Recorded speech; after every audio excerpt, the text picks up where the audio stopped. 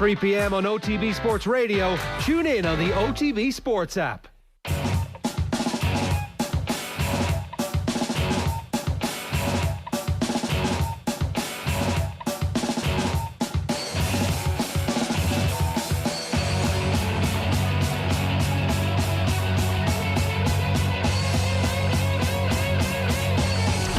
OTB AM. With Gillette, put your best face forward with our new and improved razors.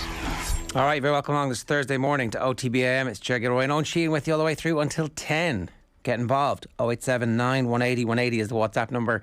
That was a bit dramatic and kind of ordery of me. I'm sorry. Would you like to get involved? We'd love to hear from you. Wherever you are in the world, send us a message. Use the hashtag OTBAM on Twitter, or of course, you can tweet the show directly at OffTheBallAM. Owen, how are you? I'm good. How are you? Very well. I'm a bit discombobulated, I'm not going to lie. The morning has not started as well as I would have liked it. Why? What happened? I left my own earphones at home, which means I'm using the studio earphones, and let's just say that you have to disinfect them because there's like other human beings' ear cheese on them when you get them. That's disgusting. It is, isn't it? It's That's kinda, not something any of us wants to hear about. I'm totally discombobulated, and it's kind of like something crawling down the back of my neck, but I'm not quite sure what it is. It might be whatever it is. It's like, you know, when you can't sleep and the insomnia is really bad, and you feel like sometimes you're kind of sitting on a razor, like your brain is sitting on a razor. That's what I feel like this morning. So if the show is a little bit edgy today, it ain't my fault. Well, it is totally my fault because I forgot. I brought them home. I never bring them home. I took them out of my bag. I never take them out of my bag. I can kind of see that they're sitting on a shelf in my kitchen. Teasing you. What am I doing? Why do I have another person's ear cheese in my own ears? That is horrible. I mean, like, if there was a deadly virus going around or something like that, can it be transmitted via ear cheese? Is that? It can be. Was that one of the things we were told on St. Patrick's Day when Varadkar stood on the steps in Washington? Do not get other people's ear cheese in your ears because you will die. Virtual ear cheese is okay. Mutual ear cheesing is perfect. You can do that, but you can't share other people's. And it's pretty bad. Sorry, I lost my train of thought there. If you want to get involved this morning. Oh, sorry, I was going to say any amateur epidemiologist out there, and I know that's all of you. Maybe you could tell us whether or not I'm risking life and limb this morning. Oh, and you better rescue this pretty quickly. It's good timing. I mean, we're back, aren't we? COVID's back. Is this the takeaway from last night? The first time I doom scrolled in about 3 months was last night. I'm just ignoring it. I tried to do that, but I certainly felt I was partying like it was 2020 once again last night, which is a nice feeling. No, I'm ignoring it, and I don't think is everybody just going to take it the next time when they say no, you can't do this. I think we're all just going to be like, nah, look, sure. I mean, everybody's doing everything anyway, right? Yeah, I mean, people are putting other people's earwax into their own ears. I mean, this country has gone to the dogs. A dog would eat your earwax. That's the trouble with the dogs. Anyway, where are we starting this morning, Owen? Well, where do we want to start this morning? There's a couple of different things that we want to touch on throughout the morning. Over the next little while anyway, we want to touch on Stephen Kenny. We want to touch on where the Republic of Ireland are going, but possibly logistically over the next 6 to 8 months. There is a bit more on the GAA. Obviously, we've been chatting a lot about Special Congress coming up on Saturday week. There's been another GPA statement yesterday, and there's a bit more of an airing of the other view as well. Not necessarily anybody coming out saying Proposal B is a terrible idea or anything, but people maybe taking a more zoomed out view on where the GEA is at and why Proposal B may actually come with its hidden flaws over the next little while. So I think there's an interesting conversation to be had, and we're certainly going to be having it not only this morning but across our shows over the next couple of days. Yeah, okay, so we'll get to the Proposal B conversation in a couple of minutes' time, but we might start with Stephen Kenny. And the newspapers are very much divided on what's happening with Kenny, right? So we'll bring you the back page of the Herald. Kenny poised for New Deal. That's on the back of... Oh, sorry, the paper's a bit scrimpled. Kenny poised for New Deal. That's the back of the Herald this morning on Dan McDonald's story. I don't have the end of it. I do, yeah. New Kenny deal looms, but FAI will wait. So contract decision will not be brought forward, but manager is expected to stay on. It won't be brought forward before November. That's when they were always going to have their end of campaign run. Anyway, the Star's headline on this is waiting game. Kenny's not likely to learn contract fate until summer. So that's next summer, which would seem like an unusual course of action for an organisation who claim that they're having trouble selling sponsorship of the senior national team to kick the whole certainty around the senior national team back that far. So that is that. And then is there one from the Mail this morning? There is. Not in the bag. The cat is no in the sack, as Trapp would have said. Kenny still needs strong finish to secure a new deal. So are there... Sportsmail understands that a strong Irish showing against Ronaldo and co in Dublin, followed by a win over Luxembourg, will be sufficient to secure a contract extension for Kenny to cover the 2022-2023 Nations League and Euro 2024 qualifiers. So that's saying that third place is important, but third place is actually out of our hands as it stands.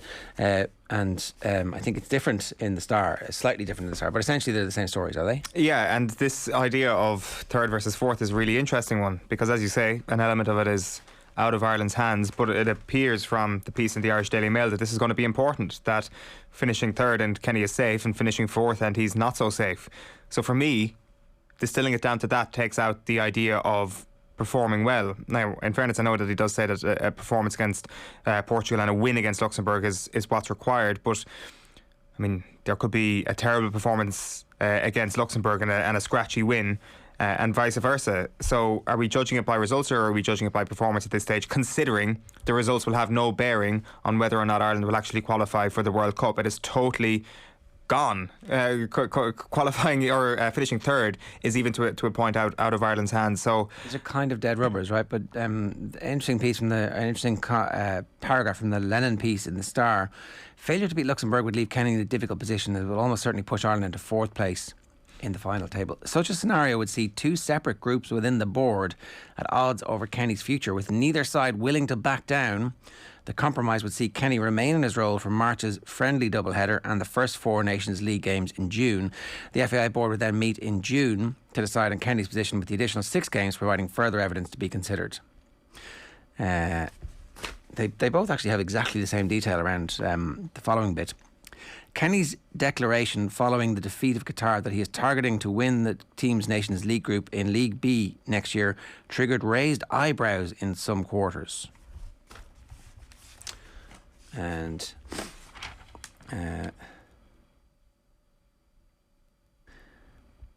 following the 4-0 trouncing of Qatar on Tuesday, says Philip Quinn in the Mail, Kenny is understood to have caught his FAI bosses out post-match with his remarks about targeting the Nations League next summer as a route to the Euro 2024 playoffs. This apparently was news to the Abbottstown hierarchy. The picture of the board is like a board at odds with each other, and not kind of that in tune with the next round of games, when wouldn't you be trying to use the Nations Cup to qualify for the Euros? Wouldn't that be a good idea? It certainly can't be a bad idea. Is it that surprising to the board? I mean, I guess what I'm saying is, obviously there's clearly well-sourced stories here from some members of the board who are talking to the Star and the Mail. And that's interesting, right? But they don't come across as like very progressive or smart or unified as a board. They seem factionalized, which I thought the whole point was that they were trying to be a new, forward-thinking, we understand Irish football, we're in touch with the grassroots, we understand what the fans want, and we're going to deliver for the board. But you'd have to question how well this board is doing when, as we keep pointing out, as keeps getting thrown at Stephen Kenny, there's no sponsor for the senior international men's team. I don't know. It's and also, why would you be surprised if the manager wants to win games? He's caught them off guard because he wants to qualify for the Euros. Well, that's his job. That's his job, lads. That is it is remarkable if there are people in the board who are like, you know, they spit their tea out as they see Stephen Kenny say he wants to win the Nations League. Who the hell does he think he is? He wants to beat Albania. And like maybe I'm viewing this a complete wrong way, but if I was one of those board members, God, I'd have seen the last week as a huge boon for me personally, or a huge opportunity. You've got a manager and a team that the public like. We've finally done something right. We've installed this guy, and granted there was COVID restrictions, but there's a sellout for a game against Qatar, a friendly against Qatar, and all the tickets that were available are gone. and everybody was in amazing voice. It was as if it was, those early moments of the Denmark 5-1 when the Aviva was rocking. There was so much positivity going around the place, and we can take credit for this. We can double down on this, and we can ensure that this lasts for the next little while. Instead, it seems that what's happened as a result of the window is just renewed stories about concern within the FAI board, which is just strange. I think this is such a positive movement that the FAI board could absolutely bandwagon on. Instead, what they've done is they're trying to, or some members of the board are obviously trying to ratchet up the heat on Stephen Kenny. When what happened previously was they were like, oh look, it's Baku or bust was the headline in the Mail, and then all of a sudden, actually, no, we go and we win there 4-0. That's not good enough. It's this shifting. It's the constant shifting, and I don't know. Is what is far more likely to be the outcome is that the calm heads prevail, and so Stephen Kenny is in a strong position to extend his stay as Ireland manager, but the FA will not bring forward a decision ahead of the November window. So that's Dan McDonald's piece, that they'll wait until November. November will be part of you would assume, a small part, not the major part, and it would seem ludicrous at this point to go back on the amount of time and effort and money that they've invested in the current manager to move on to something completely different. Yeah. I think also the June possibility, surely that's a non-starter for anybody on both sides of the divide here that seems to be in the boardroom. That makes little to no sense for me. If you're going to... You make up your mind in November, basically. It would be a terrible time to change manager after those 4 games in June. June is a really busy month, but it doesn't stop there. There's another couple of games in September. The Nations League is essentially... The path of the Nations League is going to be decided within those 10 to 12 days in June. There's 4 games in that one international window, basically, at the end of the season. And we'll know then how well or otherwise the Nations League has gone. But wouldn't it be ridiculous to go into that Nations League without knowing who your manager's going to be? That's what I mean. It would be astonishingly bad planning. So you either decide we're doubling down, or you pull the ripcord, so that at least the next manager has those games, which is actually a bona fide opportunity to qualify, which we shouldn't blow. But if there is going to be a next manager, then you need to give him that opportunity to do those, to take those games and use that as some way of understanding what style of play you're going to have to get to the Euros. The manager of those Nations League games needs to be going to England every weekend throughout 2022 and watching his players play. And if that manager is going to be Stephen Kenny, then they need to make that decision in November, because I think a sacking in June would be a terrible thing. So I think that's a non-starter. I'm surprised that there is still a level of split after the last little while, because we were led to believe that there has never been a more important dead rubber than the game against Azerbaijan. Now all of a sudden there's never been a more important dead rubber than the games against Portugal and Luxembourg. Yeah. It's obviously still an organisation which has factions and which is not unified, which is really disappointing, because you felt like there was an opportunity to hit the reset button within the FAI after Champagne football, and it doesn't feel like they've taken that opportunity. And maybe this is just a few people who are disaffected about something, and they're using this as an opportunity to put their stories out there. But you would hope that the chairman and the chief executive are calling around the board asking, why are there stories about us every day in the papers? Why are there stories about us every day in the papers? If you've got something that you want to say it in the forum of the board meeting, and let's have some form of confidentiality around that, so that we can actually make progress as an organisation, so that we are the change we believe in, and we're the ones who are going out there and showing that this is an organisation you should sponsor. This is an organisation that you should invest millions in, because that's what they're looking for. They're looking for millions of pounds, millions of euros to be invested in Irish football around the senior international team, and they're not getting it at the moment. And pointing the fingers at the current manager is completely wrong. Like, they should be looking at themselves as a board and saying, no, we run Irish football because we've got the best interests of Irish football at heart, and we can achieve this. And actually, here's the thing, it's a really talented board. They've got reams and reams of experience, so there's no reason why they couldn't, if they were unified, fix most of the problems that are facing Irish football. And like, they should have taken the ball that they've been presented with and run with it. And they've managed to create negative headlines around something where they want positivity. As you say, the money factor. They need positive headlines around this team. And I'm not saying that the last week is any sort of like answer to the referendum on Stephen Kenny at all. Like, I mean, I definitely think that there is still more to be seen in November. But if you are a board member, you're looking for any inkling of hope that you can use for your own financial gain and to prove that you're doing a good job. Stephen Kenny has given this to them on a silver platter. The players have given it to them on a silver platter this week, and it seems that some of the board members have declined to use this public mood change. And maybe it's not that much of a change. I think there was a lot of positivity around Kenny anyway, but if you were in any doubt, I think the reception for the Qatar game the other day certainly proves that. So like the one thing we should say as well is that like we don't know which board members are saying what. The one board member who constantly gets named in all of these pieces is Roy Barrett, who we know is in support of Stephen Kenny at this point. So the one person who's willing to essentially be named, I guess, in all of this is the person who's in support of Stephen Kenny. I guess the middle ground between what you're suggesting and that is the people who aren't against him, maybe, don't be afraid to let your names get out there. Look, exactly. Either, and there should be debate, right? I'm not saying that there should be there should never be uniformity on a board, but the forum for that conversation is the board meeting as opposed to the back pages of the national press. And because we've seen what happens over a period of time, the pre-Delaney era, this type of stuff would have happened. And those factions allow somebody to come in, some messianic figure to come in and take charge. And look, if we're going to repeat the cycle, we're going to repeat the cycle, and Irish football's not going to go anywhere. But I don't think anybody wants that.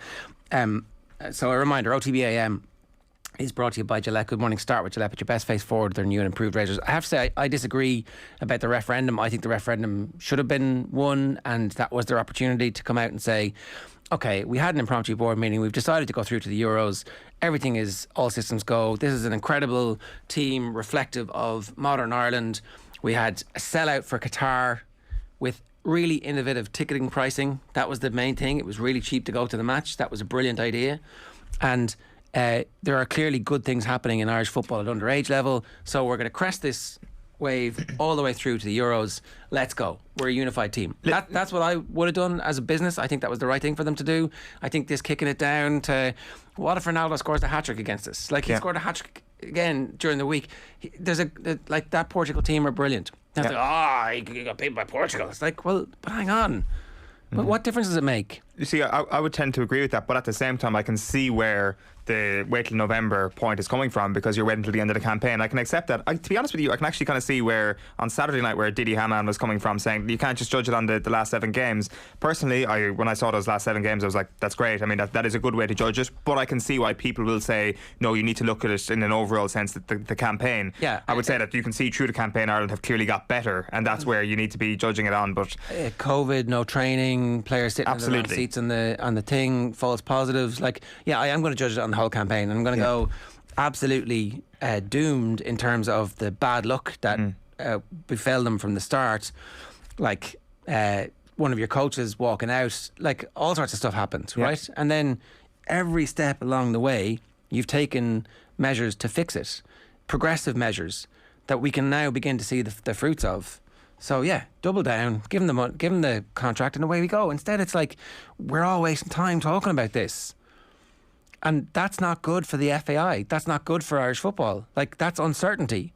The one thing as well that you could possibly use, so say if there's like a feeling within the FAI that he's going to get kept on over the next little while and see out the 2024 campaign, if you give him his contract now, there might be a pep in Stephen Kenny's step and his whole management team going into those games against Luxembourg and Portugal. There may just be that little kick that might go into maybe causing an upset against Portugal at home, and like that's a big deal. If that happens and like that's in front of a full stadium, granted it's a dead rubber, and you get some sort of result, even a draw there, that's a seminal moment in the graph of this team. As you say, like, it could be a very similar level of performance from Ireland between that and Portugal smashing them, because if Portugal just get on song with that attack, there may be no stopping them. But I think that there's an opportunity here to kind of take what you got from Qatar the other day and say, well, there's a much bigger team coming to town in a little while. If we back our manager before that, we could create something special that night, or be a tiny part of it at the very least. So there's definitely benefits to doing that right now. The one thing I just, again, to go back on what I said, the one thing I can't get my head around right now is to spin the last week into a negative, because if you're involved in the FAI, and that's what I mean here, it just doesn't make any sense. Like, you are a stakeholder in this. Why would you spin your organisation into any sort of negative story after what happened last week? Granted, if you're on the outside looking in and you're sniping, that's fine. I mean, like, that happens in all walks of life. But you're an actual part of the FAI board. Like, grasp this opportunity for the positivity, because there hasn't been too many of them recently. Right, give us your views. 0879 180 180 is the WhatsApp number, or of course you can always get in touch on the YouTube stream, and you can tweet us at Off the Ball AM. You've had a look at the potential. Yeah. So one of the big controversies was apparently, according to feathers were ruffled in Awadstown when the manager said, we want to go and try and win the Nations League group. We're going to enter this competition and we're going to try and win it. It's a controversial statement. Yeah. It's a bit out there. It's bold, it's brave, it's ballsy. Is it too much, Eoin? Is it too much?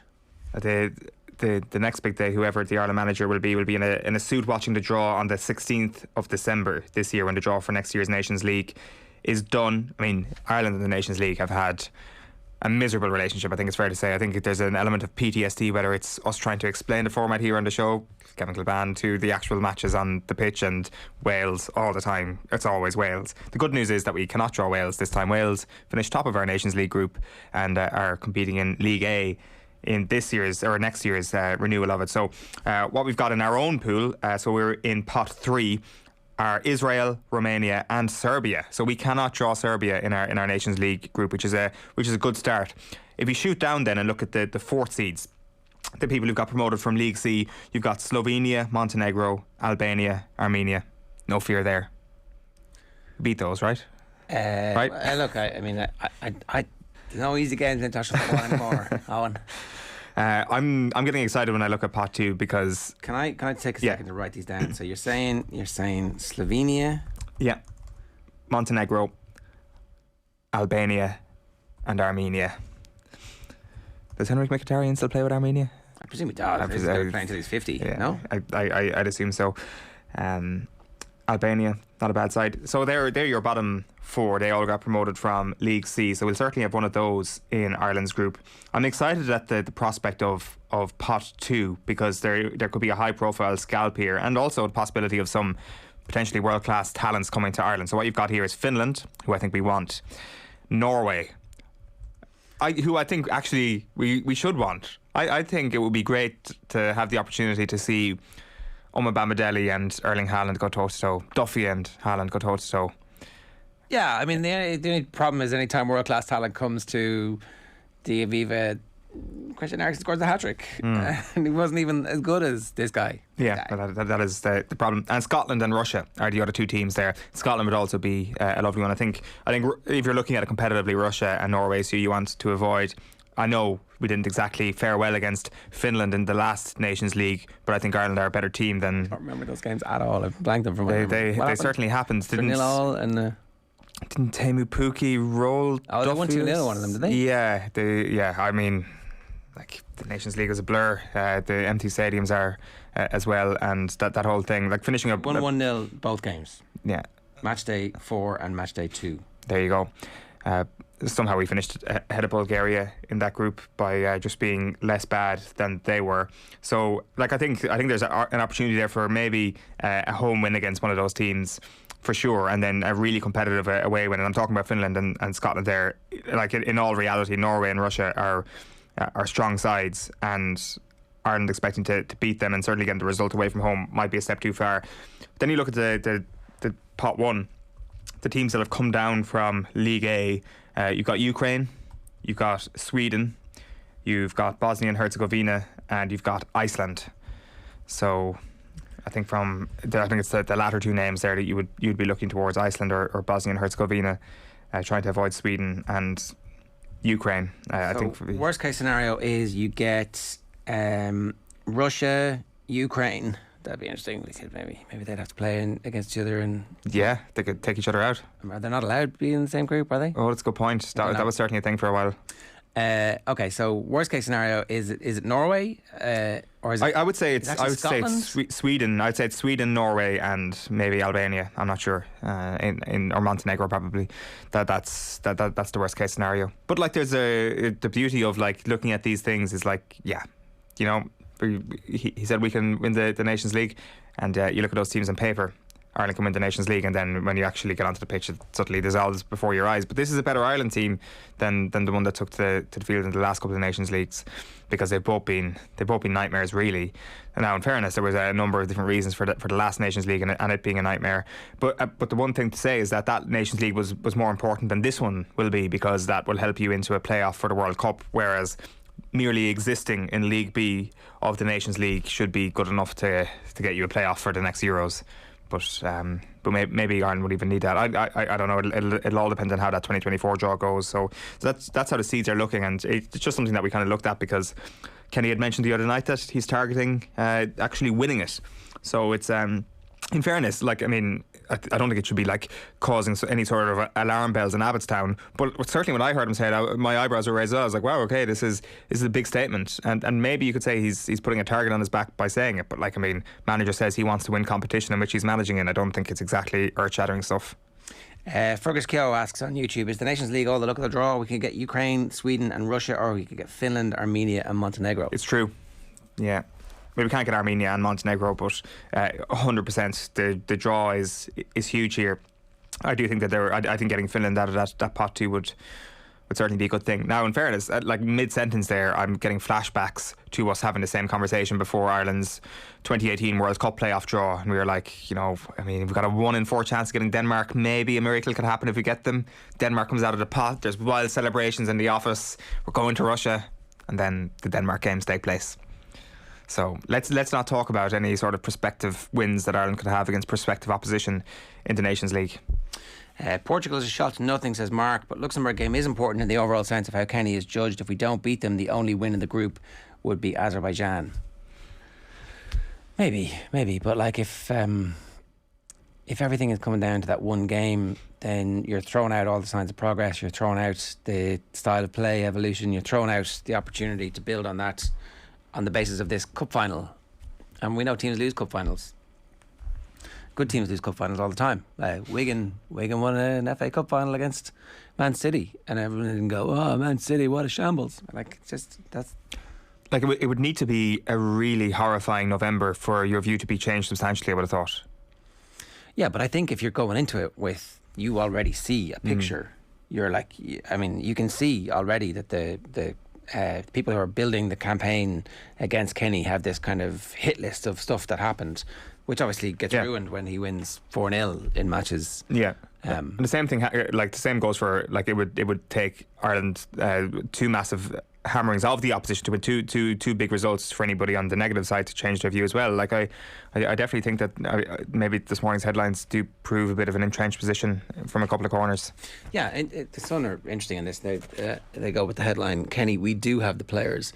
The lads passed the test. So this is his belief in the technical proficiency of the players. That's the other thing that kind of strikes me that's important in all this that we haven't really spoken about, is that for years we've essentially been told we're no good, we can't do this. And then somebody comes in and says, why shouldn't we have ambition? And our reaction has been in some quarters to go, who the hell do you think you are? We don't have the players. How could you even dare talk like that? We need to get somebody in who's foreign, who's going to tell us that we're no good again, because that's when we're at our best. It's like, what? How does that make any sense? What Stephen Kenny has shown is that we should have ambition, and that we're right to have ambition, and that the players, particularly the ones coming through, but even the evolution of Shane Duffy from somebody who would never have played like this under any of the previous Ireland managers, to somebody who's now like, yeah, I'm going to ping that ball. I can do that. Why can't I do that? Yeah. I play in the Premier League, which makes me literally one of the top 1% of footballers in the world in a sport that everybody plays. Yeah, he can do that. No problems. I still think that we're kind of coming to terms with that, though. I definitely think that even people who would want Stephen Kenny to stay on and get a 10-year contract would still have reservations about the quality of player overall. Like, we can't just forget that the coverage after the defeat to Luxembourg focused on grassroots football in this country and focused on producing better players. Like, that was certainly the tone. And even Keith Andrews, when he was sitting in here, said that we're not good enough to expect to beat Luxembourg. Like that. So, like, in fairness, that stuff is on the record. But I agree with you. Like, I think that what we've seen over the past couple of days is almost this sort of... We've been way too quick to judge people by the league that they play in or the reputation that they have. And I think the League One example has been a great testing ground for that. Why don't we try and find out where our limits are? Why don't we try and find out where the limits of those players are, as 100%. opposed to saying you can't do this? 100%. We're going to push you and push you and push you, and when you get up against your ceiling, it'll then be evident that that's your ceiling. Yeah. And so at that point, we'll use all our pragmatism, but we'll continue to use all the best aspects of our football, which is aggressive, in your face pressing, which it looks like is a key part of what we're doing and definitely is part of our national football characteristic. But let's have the ambition for the good passers. Like, there was always good passers in Irish football, all the way back to the team that beat England 2-0. Where can you find that limit though? Dead rubber games is against one team who is stronger than Ireland on paper, and another team who is technically on paper just a little bit weaker than Ireland. Like, they're two fantastic opportunities to test that limit, and that's why maybe there should be a bit more trust in the manager even before those games take place. Okay, it's bang on 8 o'clock this morning. We need to talk about the GAA. The GPA came out yesterday and issued a letter to all of the Special Congress attendees. They said that they had attempted to explain their position in a call, but had been asked not to lobby on the management call recently, and that's why they've gone with the course of action that they've gone.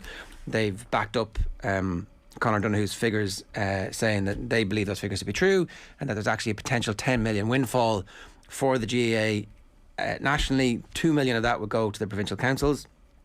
I think it was really interesting listening to Michael Duignan yesterday saying the provincial councils are really important, and on a day-to-day level they are the body that is essentially the local government for the county boards. They're the administrative support, that's the HR function, the finance function, all that kind of stuff, and actually that makes loads of sense. The GAA should have these devolved power structures that doesn't mean that everybody has to go to Croke Park to get everything rubber stamped, and that money can flow two ways. It seems like all of the architecture is there to actually deliver on the football championship, but there are a few more people coming out saying different things about Plan B. What's in the papers today? Well, we got Niall Carew in the papers today. I might just grab the Irish Independent off you. It's interesting, and this seems to have been, I guess, a bit of a theme over the last couple of days. I think that maybe there's been this acceptance that if you judge Proposal B versus the status quo in isolation, it's very, very hard to make a case for the status quo. It's very, very hard to make any sort of case against Proposal B. Just to kind of recap, we had Brian McAvoy on the show last week, and there were a couple of different issues that he raised. The first was the disconnect that will now exist between the provincial championship and the All-Ireland championship. The second thing was financial, and that seemed to be a big bugbear of his. And he also mentioned dead rubbers as a possible reason why a league-based championship just wouldn't work, that he would much more value the straight knockout sort of thing, or one with a back door. Niall Morgan has said that the disconnect between the provincial championship and the All-Ireland championship is not an issue, so that's one of them. The financial aspect, we had Conor O'Donoghue on the show yesterday, who said there will be €10 million more. That's being modest, and that includes both centrally and provincially funding over the next little while if you take Proposal B in a one-year scenario.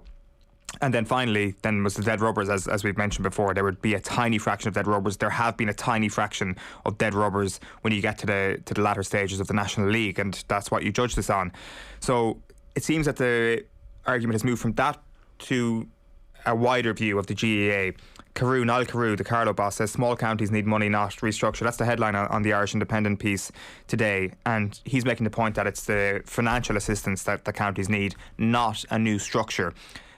And you do wonder why these two things are mutually exclusive. And we're going to have Cahir O'Kane on the evening show tonight. He's going to be chatting to Nathan And he's been making the point that as well the smaller counties are not necessarily going to stand to benefit from this whatsoever. Now his point is not to do with finance. His point is to do with I would suggest exposure, and the fact that actually once you have a top tier, those top teams playing each other more regularly is going to ring fence that a little bit more when it comes to standards and driving things on.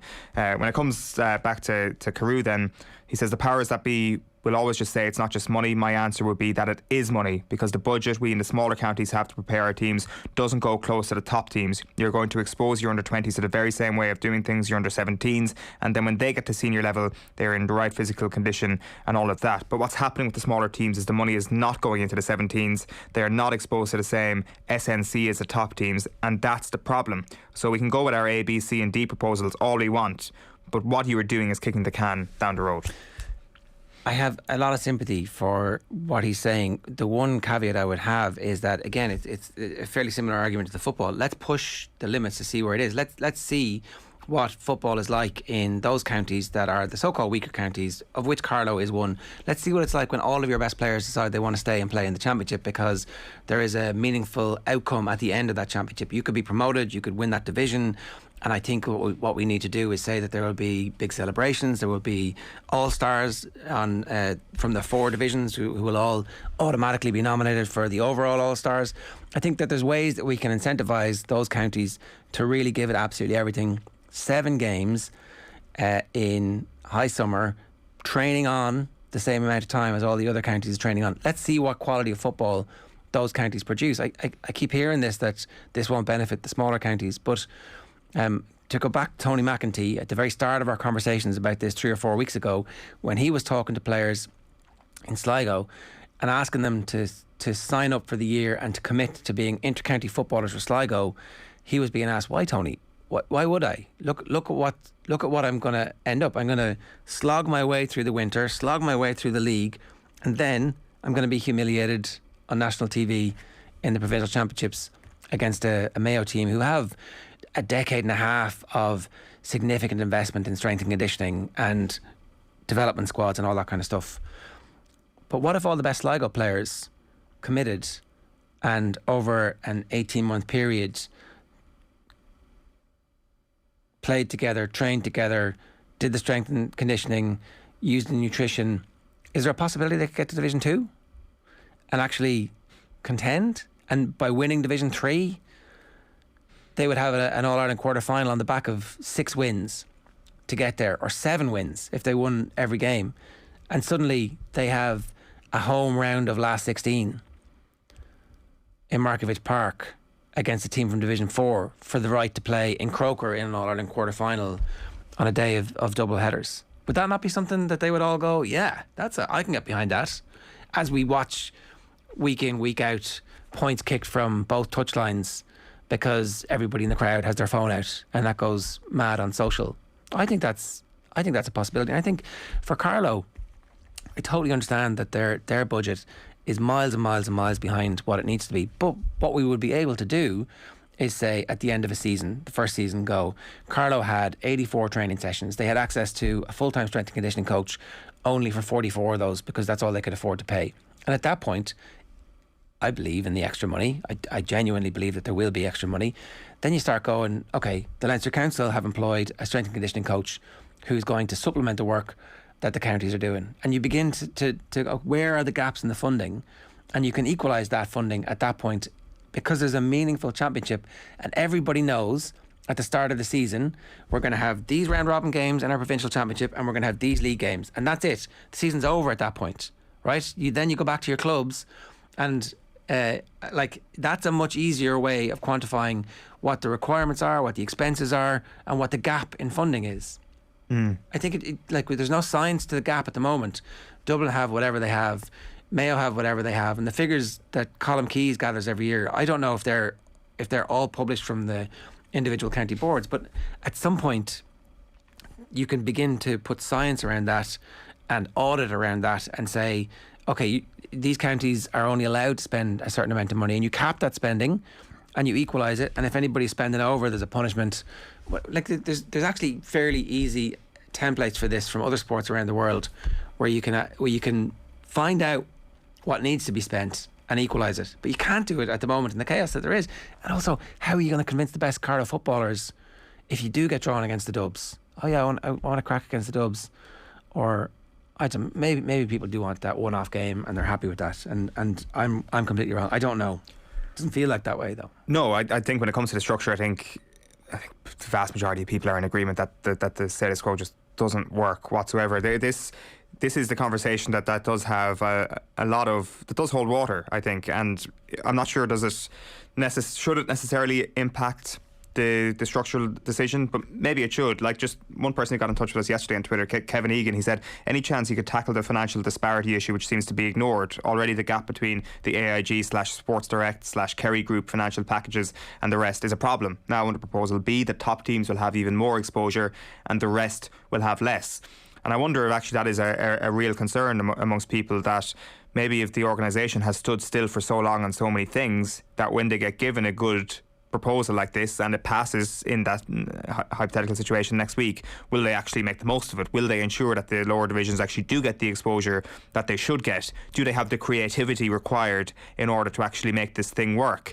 And I would say to that, I'm seeing this as quite maybe a little bit too black and white, but I really do see it as status quo versus proposal B. And I just think, where's the exposure for the teams that don't get any games after their first 2 in the year? Maybe 3 games if they're lucky. They're just completely wiped off the face of the planet. So what you're saying is that the problem that people are pointing out with Plan B exists already. That problem already exists in a worse way than it would exist in Plan B. And there's nothing on the table to even pretend to address it. Like, so you've diagnosed a problem that currently exists, and we don't know that the same problem is going to exist in the future if we go with the new proposal. Like, maybe what we could do is, if those counties are making all that money, we could take some of the money off them and redistribute it. Like, it's an equalisation, a very easy thing to do, to equalise that, so that Division 3 and Division 4 counties automatically get a share of the revenue generated from the other counties. Because now we have a very defined season where you're playing inter-county here and you're playing club here, and you're not allowed to spend any money on the inter-county team after August or whenever it is until the following January. There's your budget, and everybody maybe has the same budget. Maybe you can do that now because the split season exists. Yes, you need some radical thinking, and yes, there need to be new iterations and new wrinkles, and the finance committee needs to go off and look at that problem. But if you build this championship, then all of a sudden everybody has exactly the same number of games, apart from the teams who make the quarterfinal, semi-final and final. And even then, if you keep the Tailteann Cup, almost everybody's going to have the exact same number of games and the same opportunity to improve. This whole notion about, if you ring fence those top teams, they'll play against each other, and that's the only way to improve, is to play against teams who are better than you. The only way to improve is to invest in coaching and strength and conditioning and make sure that your club season is thriving. And at that point, because the sport is a fairly straightforward sport, the evolution of coaching in each of these counties is going to wash through the system. And I actually can't see any long-term negative from this. Can I just ask one question? And I'm not entirely sure of the answer to this, so it is genuinely a question. What is more expensive to a county?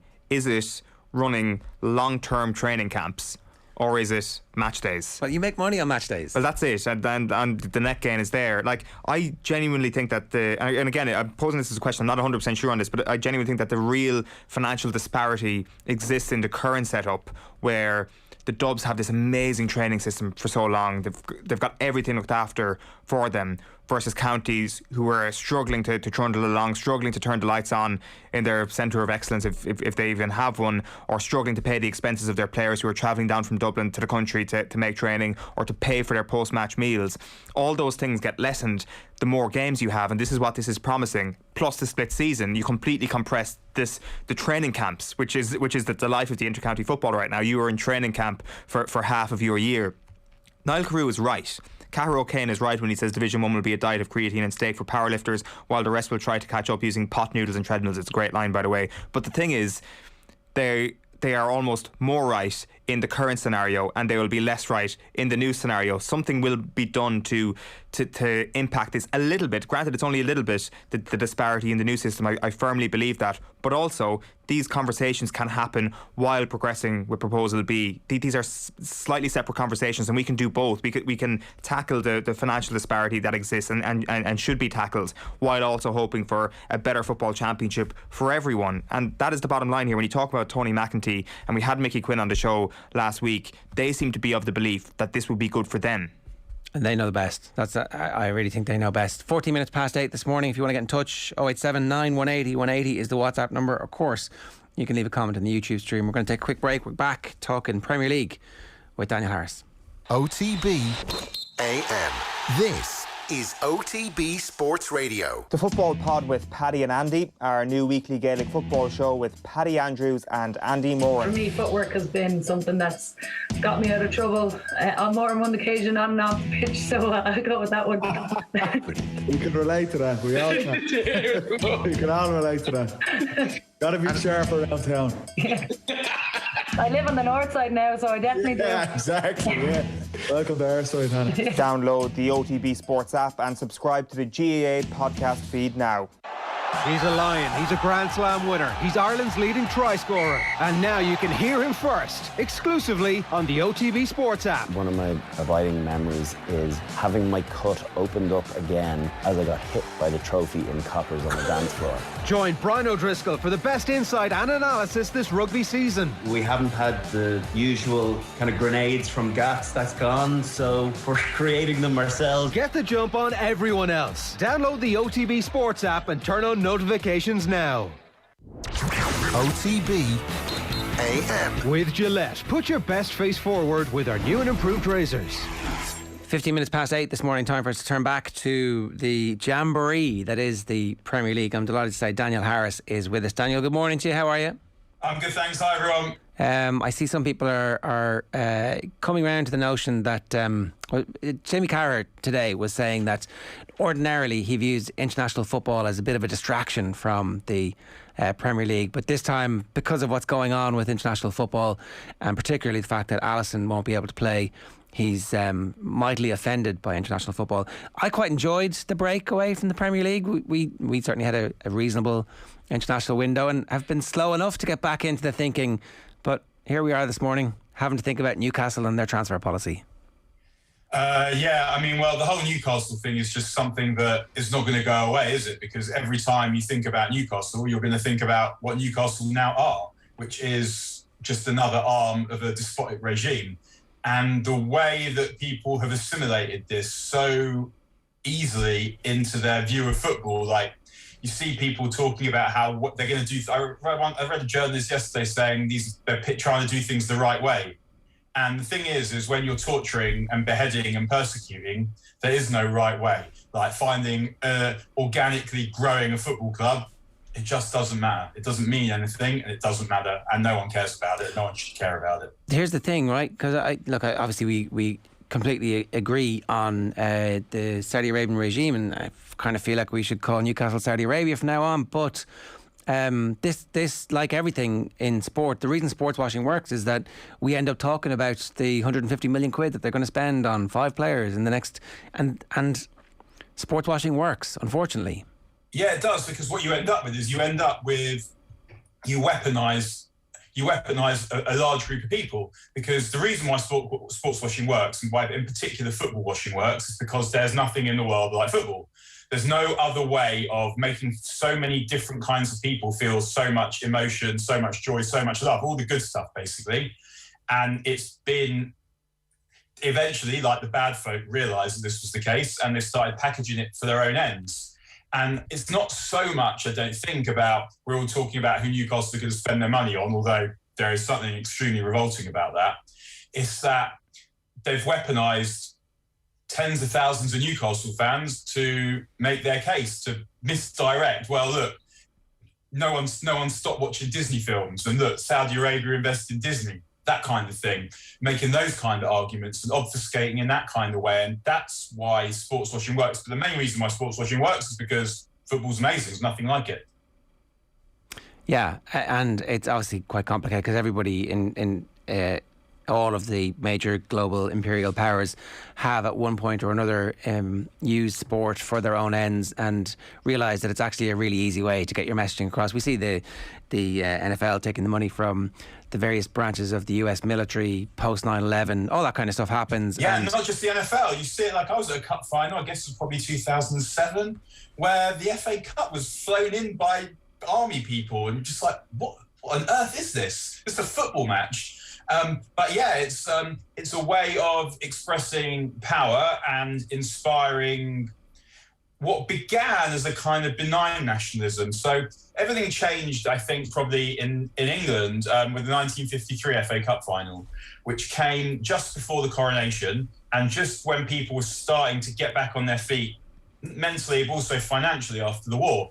So there was a massive influx of televisions into the UK where people were going to buy televisions for the coronation that was in June. But what they did was they bought them a few weeks earlier because Stanley Matthews, this kind of national hero who in theory was meant to represent all the things that Britain thought about itself, this kind of demure, quiet, unassuming, but extremely heroic hero. And they're all going to watch him win the FA Cup. And what they used to do, or at least to have in the cup final, was they used to have a lot of community singing. And that's when I talk about benign nationalism. That's what I mean, because you've got like people singing Knees Up Mother Brown and I've Got a Lovely Bunch of Coconuts together. And there was an extensive song list at this 1953 FA Cup final. But you also have the national anthem and the Queen there.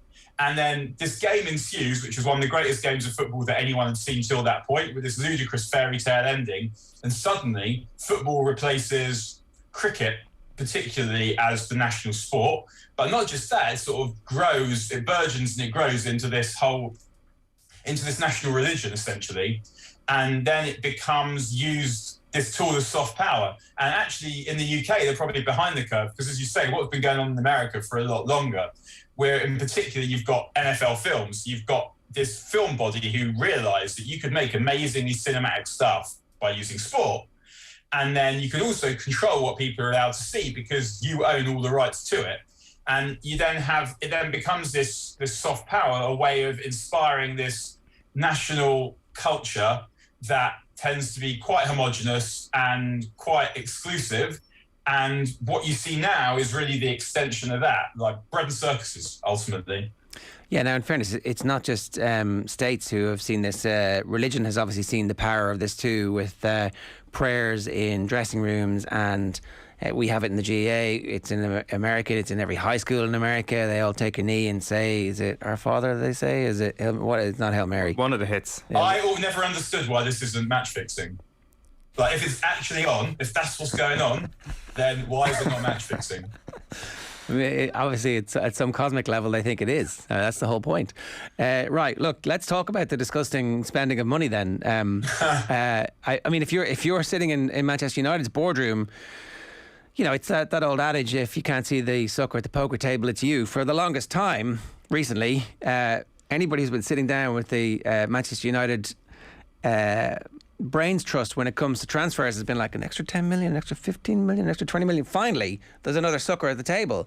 Is this the bit where they push their chips in and go, you can have Lingard and Martial and you can have anybody else you want there, maybe Donny van de Beek, and we'll give it to you for 250 million? I mean, there is a possibility, I guess. I mean, it's kind of strange because what United's transfer behaviour this summer in some ways, like the thing that I don't really understand is I can't believe we're back talking about this midfield player that United need. I mean, but why they wouldn't have traded in Lingard and Martial and Van der Beek, whatever was necessary to get the player that they really need. So we could sit here and say, well, let's assume for a second that those guys would go to Newcastle.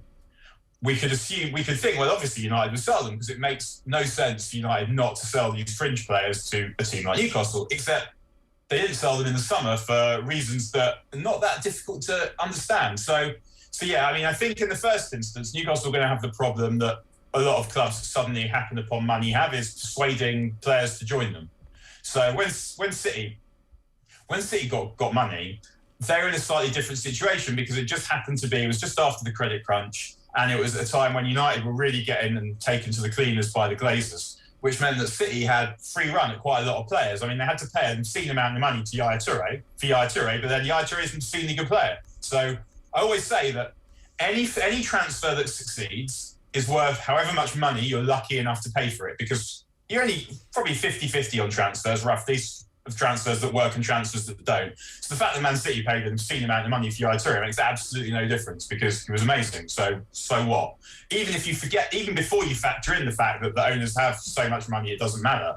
But they also got a free run at Sergio Aguero, a free run at Vincent Kompany, and a free run at David Silva. Now, the only players at whom Newcastle are getting free runs are players that no one else really wants. So they might get a free run at Philippe Coutinho, who's a better player than the one that they've got, but he's not a player who's going to take them to where Saudi Arabia want to be. So they will have that period where they're trying to get better players and they're spending probably a lot of money on better players. But at the same time, I don't know. I mean, I feel like an absolute moron saying this, but it'll be interesting to see on how financial fair play works with them, because with City, it just didn't exist. So they just went and bought everyone, as did Chelsea. Whereas with City, because that was the Chelsea one, was the real, like, the halcyon days of 408 of Sky Sports News, where literally every time you turned it on, there was a yellow ticker and Chelsea assigned someone else.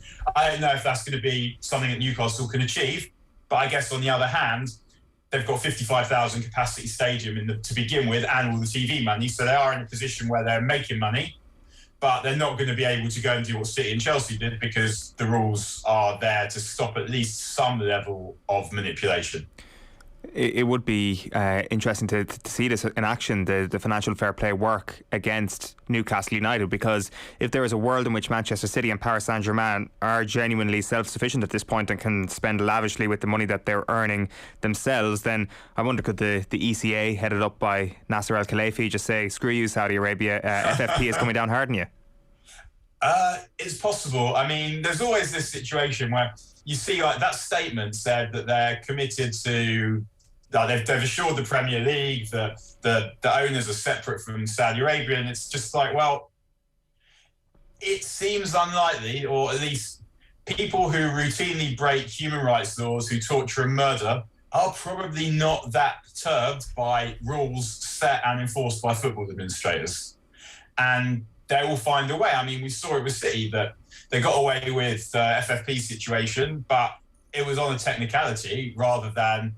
You guys definitely didn't do this. It was statute of limitation stuff. And on the one hand, you think, as you say, like, well, Qatar are now quite effective and quite powerful in the running and the administration of the game. So maybe they'll say, well, actually, bad luck, lads. Alone. So it's as you say, it has actually codified their ability to spend to a certain amount. And part of that's because Ashley never spent very much anyway. So it will be interesting to see what happens. On the basis that there will be no incomings, Manchester United should keep everybody until the end of the season and ride it out with the squad they have, or should they try and offload somebody in the winter transfer window to try and free up space, at least on the potential that you might be able to tempt a midfielder mid-season? I'm not sure. I mean, I think the fact that Ole kept players in the summer suggests that he wouldn't bin them at Christmas unless he was able to spend the money and get something in. And that might depend a little bit on where United are, what those players have done in that time. But Jesse Lingard's already been extremely useful, and he's free in the summer. So I would imagine Lingard will stay for the season. Van der Beek, on the other hand, is different because he's miserable, he's not playing, and you probably don't want that energy around the squad.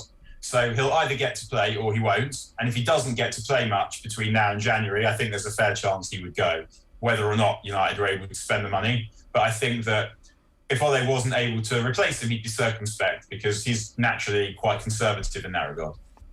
Yeah, that seems to be the conservatism seems to be unusual, because certainly if you come up at the elbow sleeve of Ferguson, then there was no real conservative. Or maybe I'm misremembering the Ferguson era. It felt like when he needed stuff, he went out and got it, and he was quite brave in his transfers at the time, and they did spend plenty of money. So it seems that there's a part of Solskjaer which I don't quite understand when it comes to that, and maybe that somebody else is making those decisions. But not letting Van der Beek go and then not using him feels a little bit like it hasn't been thought through.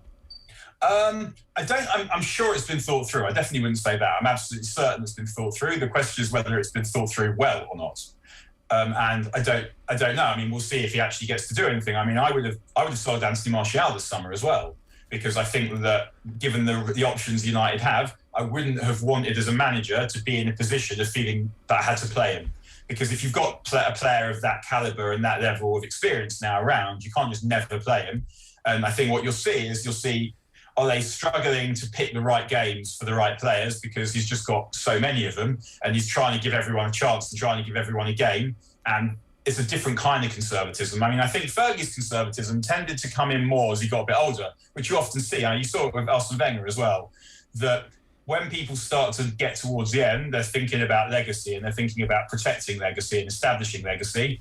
And I felt like with Fergie, that turned him slightly more defensive than the gambler that had kind of existed for the first half of his career at United. And I mean, there are other things that happened as well. Like they got hit on the break by Real Madrid in 2000, and that also made him slightly more conservative. But he began to think about that one more Champions League that he wanted to win.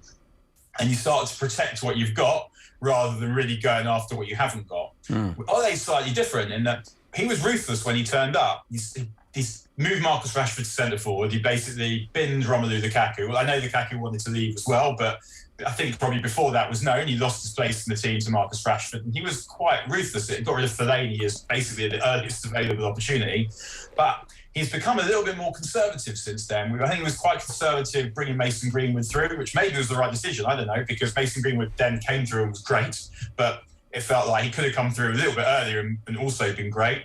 He's been quite conservative in his team selections. He's been quite conservative with his youth young players as well. And it's a difficult thing to balance because he does have this team that's full of attacking talent and it is slightly weaker defending transitions. So he's trying to work out what the best way is, and we still haven't found it.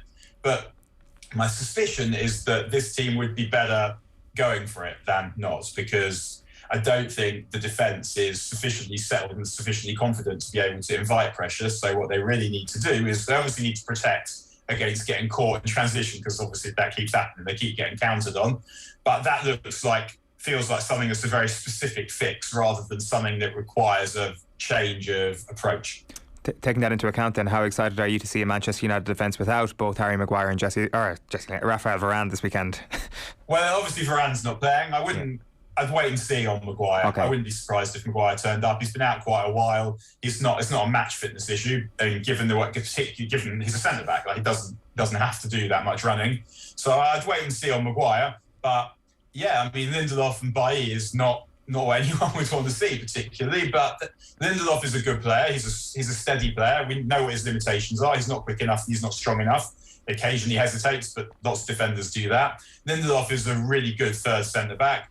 And Bailly's top level is all right. He's just like the brainlessness that you see a lot of the rest of the time is problematic, and you just never know what you're going to get with him. But I don't know. Maybe I'm going to look like a moron saying this, but if United don't beat Leicester, my guess is it won't particularly be because of the centre backs. It will be because the rest of the team isn't functioning in the way that they'd like it to, because Leicester are missing players as well. I'm not sure who's going to be back for them, but indeed he's not playing. I think Evans might be back, but Wesley Fofana certainly isn't playing. So Leicester have got their own problems. They're playing even worse than United are. They've got fewer points than United and they're missing players. So I wouldn't take the centre-backs as an excuse for not winning. I wouldn't really take injury ever as an excuse for not winning, particularly when you have a lavishly appointed squad. If United don't beat Leicester, it'll be because United don't play well enough to beat Leicester, and that would be the fault of the players and the managers, not the fault of the players that aren't there who got injured. Speaking of Leicester, Brendan Rodgers obviously one of the most prominent managers linked with Newcastle. The Telegraph today reporting, though, that he's actually more interested in the City job eventually. That's where he has his eyes set, and that might make a fair bit of sense as well. Has he? That's good of him. Is he good enough to do the City job, and actually is he perfect for the Newcastle job? I mean, what I would really like is for a manager to say, of course I'm not working for you scumbags. Say so publicly. That would be nice. But I don't know if he's gunning for the City job. I mean, I'm sure he fancies himself for everything, really. I'm sure he fancies himself for a better job than the Leicester job, and that's not to denigrate the Leicester job, which is a great job. And I mean, we know it's a great job because he left another great job at Celtic in the middle of the season when they're about to win the treble to take it. And we know that's a great job. So I think that I don't. Yeah, I mean, he said we have been told. I mean, I think John Percy wrote it. And John Percy's usually bang on with everything to do with Leicester that he won't take the job. Getting the City job would be a harder thing to do, but I mean, we don't know when Guardiola's going to leave. But the reality is that the top 3 managers in the world probably at the moment are Guardiola, Klopp, and Tuchel, and they've all got jobs. And after that, who do you go for? I mean, because there's no way City would go for someone like Antonio Conte, who is a good manager, but obviously a mess, leaves a mess at the end, and doesn't play the kind of football that City have decided befits them. And after that, I mean, who is there? You've got other managers who are punts. You've got Marco Rosa, he'd be a punt, and anyway, he has a nice job. Where are you really going? And I mean, we've talked about this in connection with what happens if United fire Ole Gunnar Solskjaer. Then what? Who are you going for? Because that obvious manager who you would want to come in and build something, Graham Potter, another name. I mean, no one who controls that size of club is going for Graham Potter, but he might be someone Newcastle would look at, although they're also meant to be looking at Ralph Rangnick, which also would make a lot of sense. Someone who could come in and not just be a good manager, but build you something. But yeah, I mean, I don't think it will be Brendan Rodgers. Whether he's good enough to go to a bigger club, I mean, I presume he'd go somewhere with better players and do well. But would he be able to compete at Man City with Jurgen Klopp if Jurgen Klopp's still at Liverpool? I mean, it doesn't look like he's got the genius that Jurgen Klopp does. What about Frank Lampard in all this?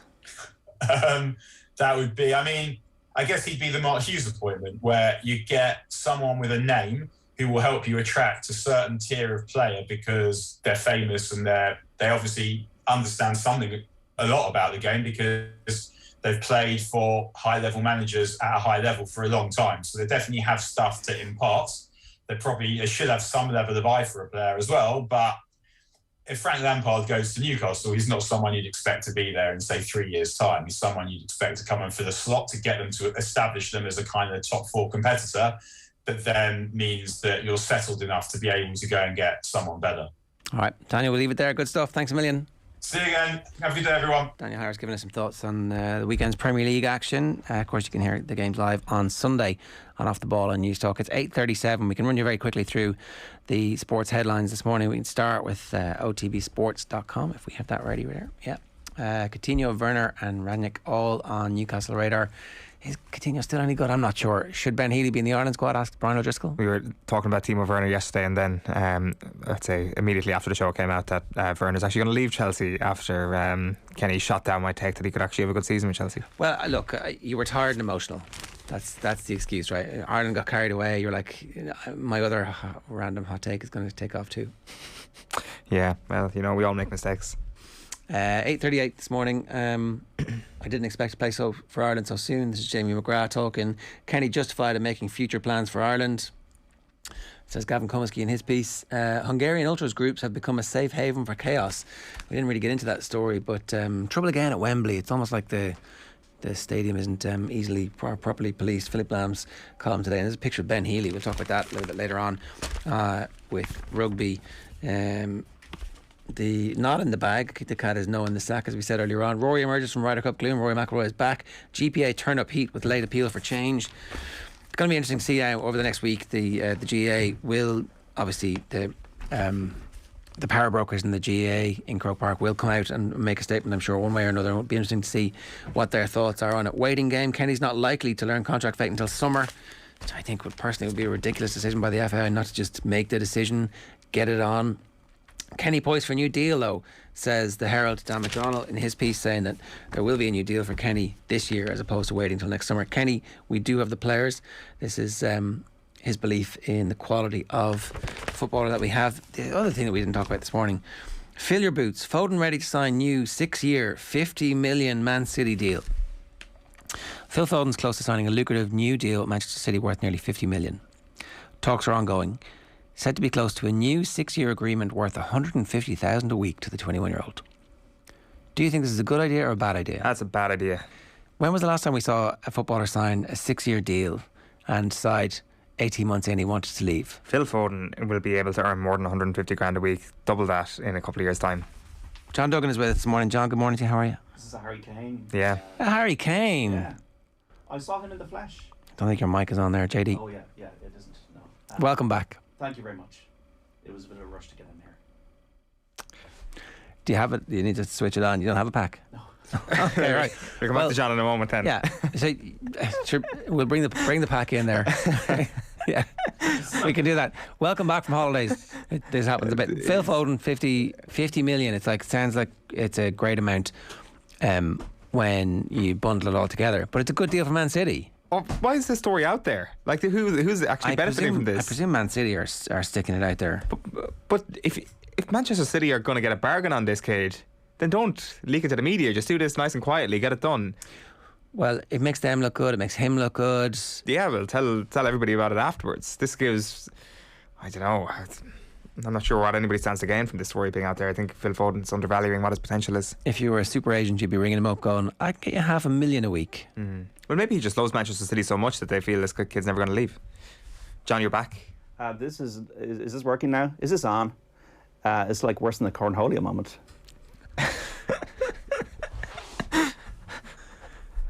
Yeah, nothing will top the Cornholio moment. So yeah, no, I saw Harry Kane actually. Speaking of Harry Kane in the flesh there against your beloved Villa there, Ger. A couple of weeks ago, you know. So good game for you to go to. It was, yeah. It's just amazing to be back at a full stadium with 60,000 people there and a great new place, a new stadium. And I'll never forget though it's as human beings we have a tendency to forget things quite quickly. But I will never forget the empty stadiums and watching on a TV and being able to only talk about the Bundesliga on a Saturday afternoon because there's nothing else happening. And obviously we did a lot of nostalgia last year, which actually really worked. But Harry Kane, yeah, he wasn't that great now, to be honest. He wasn't great the other night and he wasn't brilliant against Villa, dropping too deep again. Whether in his own mind he feels he doesn't have the pace to play number 9, I don't know. But Son was much more impressive on the day. Villa themselves were quite flat, although they did use their wing backs quite well. I did think Target and Cash. But yeah, Spurs came through in the end. Good performances in their midfield by Højbjerg and Skip. But Son was definitely outshining Harry Kane that day. Yeah, Son's amazing. Just doing quick maths there, 7.8 million a year is what Phil Foden will be on if he signs that deal at that price. I mean, it's great money, obviously, for for John Q. Public. But when you're cresting to potentially being the defining footballer of your generation, that's what we're talking about. Foden, he shouldn't take it, should he? No, and I don't even think that being the defining player of your generation is a level required to earn more than 150 grand a week at this stage. There are much worse players than him. So Lewandowski, 350 a week. Yeah. Antoine Griezmann, 356 a week. David De Gea, 375 grand a week. De Bruyne, 385 grand a week. Yeah. I want the De Bruyne money. Yeah. Well, I think, in fairness, I think you can ask for 300. I think you can ask for 5 and get bargained down to 385. Yeah, ask for a messy wage. Like I think defining footballer of his generation is got him for free. Well, yeah, exactly. But I think that we have to still wait and see on that level. I think the glimpses he's shown have been absolutely extraordinary, and he'll probably be a top 5 or 6 player in Europe in a couple of seasons. But like I mean, that's you don't even need that anymore. Don't sign a 6-year deal. Sign a 3-year deal. Sign a 2-year deal at that price. Oh, I'm happy to sign that deal. Yeah, 2 years. Yeah. Sorry. The Harry Kane thing should surely have burned every footballer in England. What's Anthony Martial on 250 grand a week? I'm seeing here. I mean, you're 100 grand worse off than Anthony Martial per week. But yeah, the Kane thing should have burnt everybody. And like I mean, and I'm sure Harry Kane, who shares an England dressing room with Phil Foden, might be able to have a word and say, listen, Phil, seen you there in the back of the mirror. Well, the thing about it is Phil Foden going to go into any other club? And is Guardiola? When Guardiola leaves City, which he will, how will that impact on City? And will it impact City negatively? It's like when Klopp leaves Liverpool. And that I suppose is the question Phil Foden needs to ask himself. Because if Guardiola's staying there, if they get a manager of suitable calibre to replace Guardiola, then City seems an obvious place for him to stay. Jack Grealish and Raheem Sterling are both on 300 grand a week. So Phil Foden is reportedly signing a deal that is half that per week. It's like the Scottie Pippen of Man City. Yeah, exactly. Don't be Scottie Pippen. Yeah. Still bitter about it 40 years later. There's no, I mean, like, especially when there's no salary cap yet. Don't be Scottie Pippen. It's pretty self-explanatory, I would have thought. But what a player, and I think you're right, John, that there is a sense with Manchester City that this kid is going nowhere, and there's a real loyalty about everything he said. But things can change pretty quickly. There was a real loyalty about Harry Kane not too long ago when it came to being a Tottenham player. To go back to Spurs, take on Newcastle this weekend. All of a sudden, it's a massive game, very interesting. Steve Bruce is going to be in the dugout. Any bone sauce? What do you expect? What do you expect the next 6 months to be like at Newcastle? Exciting, and I think it's interesting because I was kind of reading some of the Newcastle supporters you were canvassing there in the building, and look, I think the supporters will get behind this, because I was reading a lot of articles about this in the last few days, that how much more value can you get out of buying Man United or Liverpool, which are businesses valued at the 2 to 3 billion mark, whereas Newcastle was bought for 300 million. You turn it into a club, I know it's sports washing, but a club that is now regularly contending for titles in, say, 5 or 10 years' time. It'll be even worth a lot more. It'll be worth $1 billion, worth 2 billion. They live and breathe it up there. I've been up there myself. That's all they live for. As Kevin Keegan once famously said, in the south of England they go to the theatre, in the north they go to Newcastle.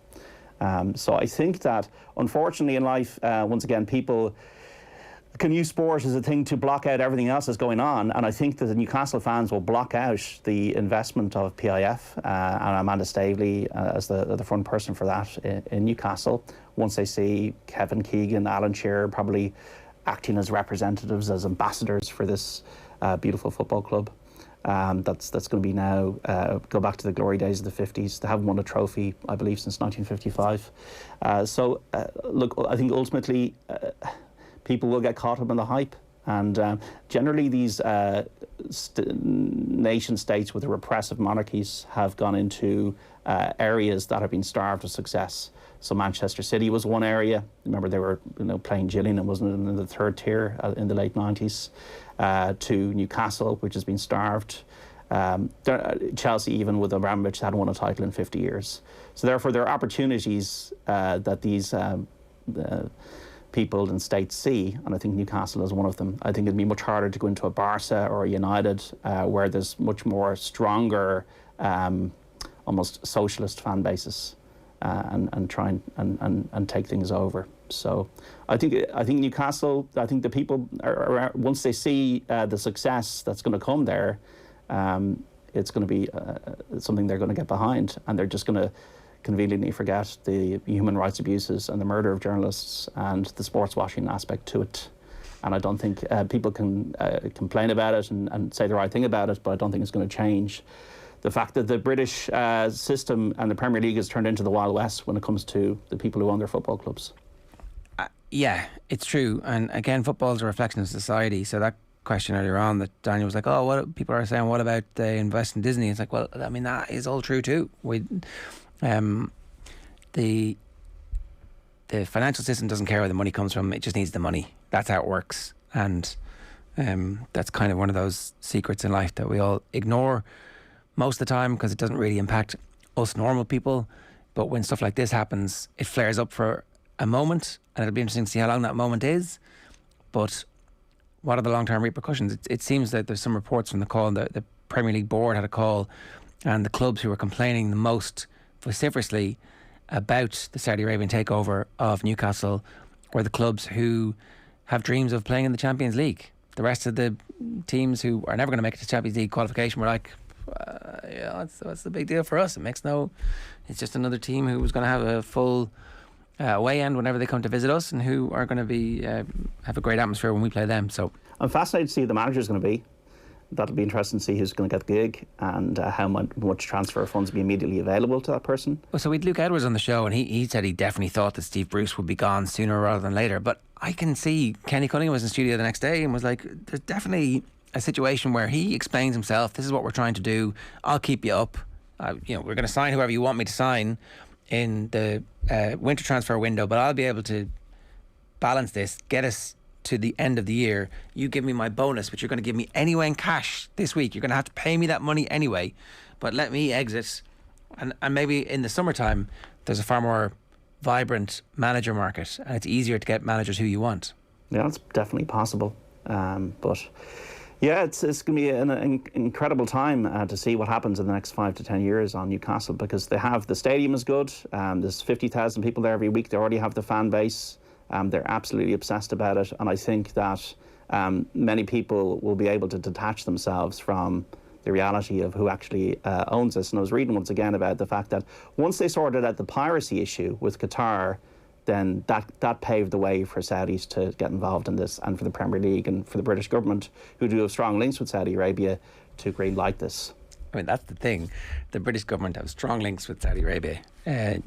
Loads of people around the world have strong links with Saudi Arabia that doesn't get remarked upon and doesn't get spoken about. So, right, that's the crack. What was your takeaway on the Republic of Ireland over the last week or so? Well, the people spoke, first of all. They turned up for a match against Qatar. So 25,000. I remember going to a Georgia game. This was actually in the O'Neill qualifying era, and this was about 2015, and the atmosphere was dead, and we scraped a 1-0 win. Seamus Coleman goal. Can I actually, John, sorry to interrupt, I was actually just looking at that game yesterday. There was 25,000 people at that game with no restrictions. 25,000 people at a game during the week that did have restrictions, and it was a friendly. I was at that game in 15. It was utterly flat, and we scraped. Now, momentum did build when we beat Germany a couple of months later, but the shirts were nice. It could be an away shirt. Like, we've had orange in the past as an away shirt, so the shirt could be an away shirt. I'm speaking like Trump here.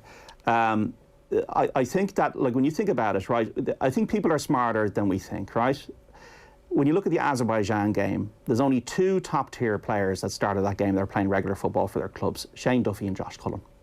Jeff Hendrick has not been playing regularly. Omo Bamidele has not been playing regularly. Callum Robinson is a championship player. We needed a goal scorer. He's started to score goals. Ogbene, who's played the other day, is a League One player. Jimmy McGrath is a Scottish player for St Mirren. So people understand that we don't have the raw materials that we did have. 38 passes for Callum Robinson's goal was lovely. And I think obviously Anthony Barry's work is bearing fruit in the coaching element. And also the players, if you read Callum Robinson's quotes, they're completely behind the project with Stephen Kenny. So I don't see what the grounds are when you're looking at the progression, which we are seeing, to rip this all up and start again with somebody new. That could be much more pragmatic, but will get us to possibly a tournament in a few years' time. We just get walloped in the tournament. What's the point? We need to think about this completely differently. We've been banging this drum. Obviously, the Portugal, if you get beaten by Portugal, fair enough. The Luxembourg game is important to show progression from the last Luxembourg game. We didn't have any fans here, by the way, to playing away against Luxembourg and hopefully winning the game, which we should have the capability to do so. But all this stuff, like, people need to sell newspapers, and that's fine. We all have a job to do. We have a job to do talking about this with our mics on or off every day. And that's understandable, but I think that we can't have a short-term approach to the way we look at the national team. We need to have a realism around the talent that we have, the structural issues with the game of the country, and back the manager, because, like, ultimately sport is about enjoyment. I'm enjoying watching Ireland at the moment because I can see some green shoots in terms of the way we play the game, and the game is about enjoying the way, you know, football is played. Like, I went to see Spurs Villa a couple of weeks ago, and I love the Premier League, and I think you can love the domestic game and love the Premier League, because all I want to see is good football. And as I said before on the slot, that there have been too many bad years to outweigh the good days, the 3 to 4 good days we've had over the last 10 years. And I'd rather see us play decent football and go down fighting playing decent football. Yeah, I think that's all fair enough, isn't it? Yeah, like 100%. And the grounds for getting rid now, as we kind of covered on the show earlier on, just seem pretty weak at this point. And it almost feels ridiculous to get into the notion of potential replacements, but it's something that we've done on the show before, and it's a terrible list. And, like, I mean, even just having a conversation feels like a I saw that when I was away, and I was going, like, really? This is like the bookies' benefit again, when you know Philippe Petrussier is 2-1 favourite now, and there's a flood of money come for Philippe Petrussier, and, like, he's been backed off the boards with it's probably been a tenner for him. Managed Japan to the quarterfinals of the World Cup. Well, like, he's obviously going to be the next manager. So there's all this talk, like, you're either investing in the long term of this, and as Johnny Ward has put eloquently on the show before on Saturdays, it's bigger than Stephen Kenny, whether Stephen Kenny is manager or not. It's what is your thread of football. I was even reading about Barcelona. I was reading about the fact that they'd no La Masia graduates in the Athletic for 8 years that came through, from 2011 to 19 or something like that. It just showed that they went for short-term solutions at Barca. They tried to buy players and they got over their heads. They didn't invest in a thread of a plan from 13s to 15s to 17s to 19s to the senior team. And now, to be fair, Stephen Kenny has had to change his system to cut his cloth with the players he's had, and obviously Anthony Barry's had an impact on that. But there has to be some kind of link between everything we do at underage level and the senior team. Stephen says the feel-good factor is back. A sponsor should come. I think COVID and empty stadiums is also a factor in no sponsorship, not to mention a bankrupt FAI that needed a government bailout.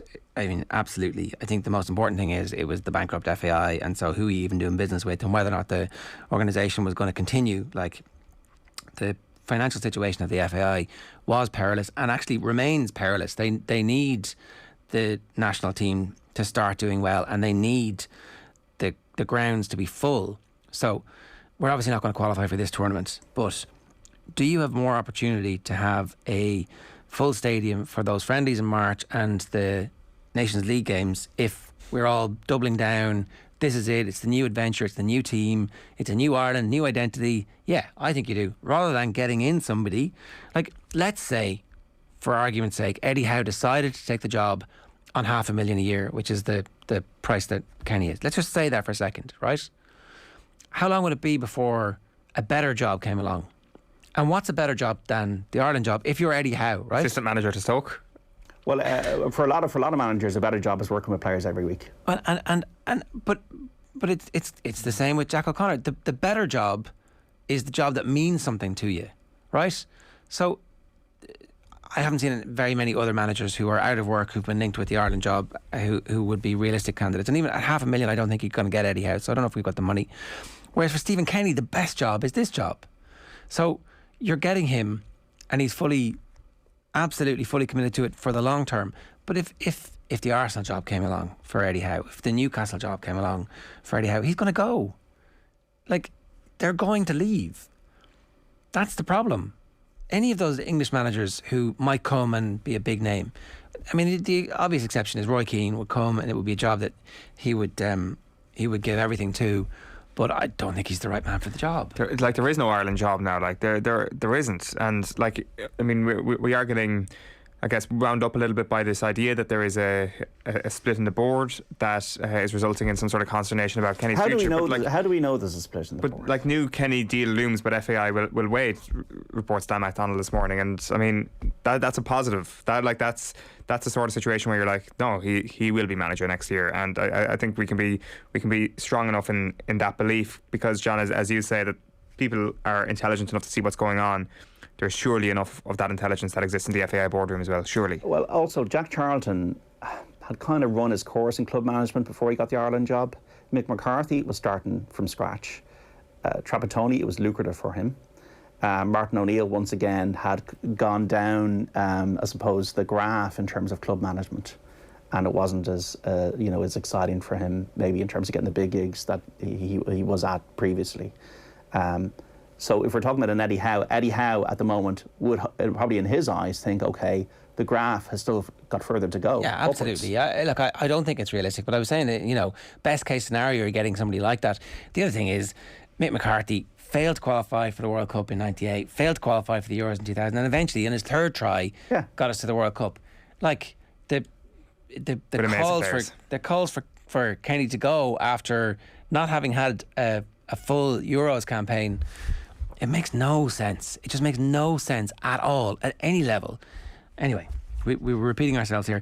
As Neres says, lads, the Portugal game is hardly a dead rubber. Portugal will come to Lansdowne needing a win. This is a huge test for Stephen and the team. That's 100% correct, As Neres. They will come needing a win for qualification, and their last game is against Serbia as well. So there's a scenario where they draw with us and they win their last game and they still top the group. But yeah, it won't be a dead rubber. What we're saying is that in terms of meaningful outcome for the Republic of Ireland, it doesn't actually matter whether or not we finish third or fourth in this group in the long term. Leicester haven't lost to United in the last 3 games. No reason why they can't beat United again, says Dean at the weekend. He's already looking forward. Shane says, fair play to OTB for driving this new championship proposal. However, it'll fail at Congress. It's guys who don't play the game that will be making the decision, and they have their own agenda. Jamie says, I'm just wondering, do you reckon that the players from the smaller counties could possibly go on strike? They're the ones that are getting shafted if this proposal doesn't come through. There's been no suggestion of strike, and I think, in fairness, that would pour a little bit of petrol on a situation that needs calm waters at the moment. Everybody needs a calm voice to come out and say, these are the financial implications. This is what we're suggesting should happen. If proposal B goes through, let's not rush into it next season. Let's give ourselves 12 months, but we'll plan for it and we'll make any tweaks, and we'll give CCCC the opportunity to make those tweaks if there are problems with the team who wins the Tailteann Cup having been relegated suddenly taking the position of a team who got promoted. We'll fix that. That'll come out in the wash. That will be a way through. You think there's a reality here where it passes on Saturday week and they actually put it on ice for a year? I mean, that might make the most sense. Right, because what we're talking about is next February the provincial championships would start, and this is the end of October, so it'll be a huge change, and it might be a bit quick. In fairness, it is a very, very short turnaround. I think there is enough time to be able to get it done, but I mean, if there is proper communication on that front and say, listen, these are the things we need to iron out, and there is one more year. Sorry, John, we just do you need to go, John? No, not at this stage. Grant, sorry. So give us your views on this, because you've been away for a while and we haven't really got your thoughts on it. I think this is proposal B is a real winner. You've got, and was it the gentleman you had in there was Conor Donoghue? Yeah, outlining the financial benefit. So you can't make that argument. Well, it's not going to benefit us financially. Ulster is the only county where you're going to have serious opposition. I would expect from the basis of that Ulster's working, but the rest of it isn't working. Connacht sometimes works with Galway and Mayo, and Roscommon do win Connacht titles.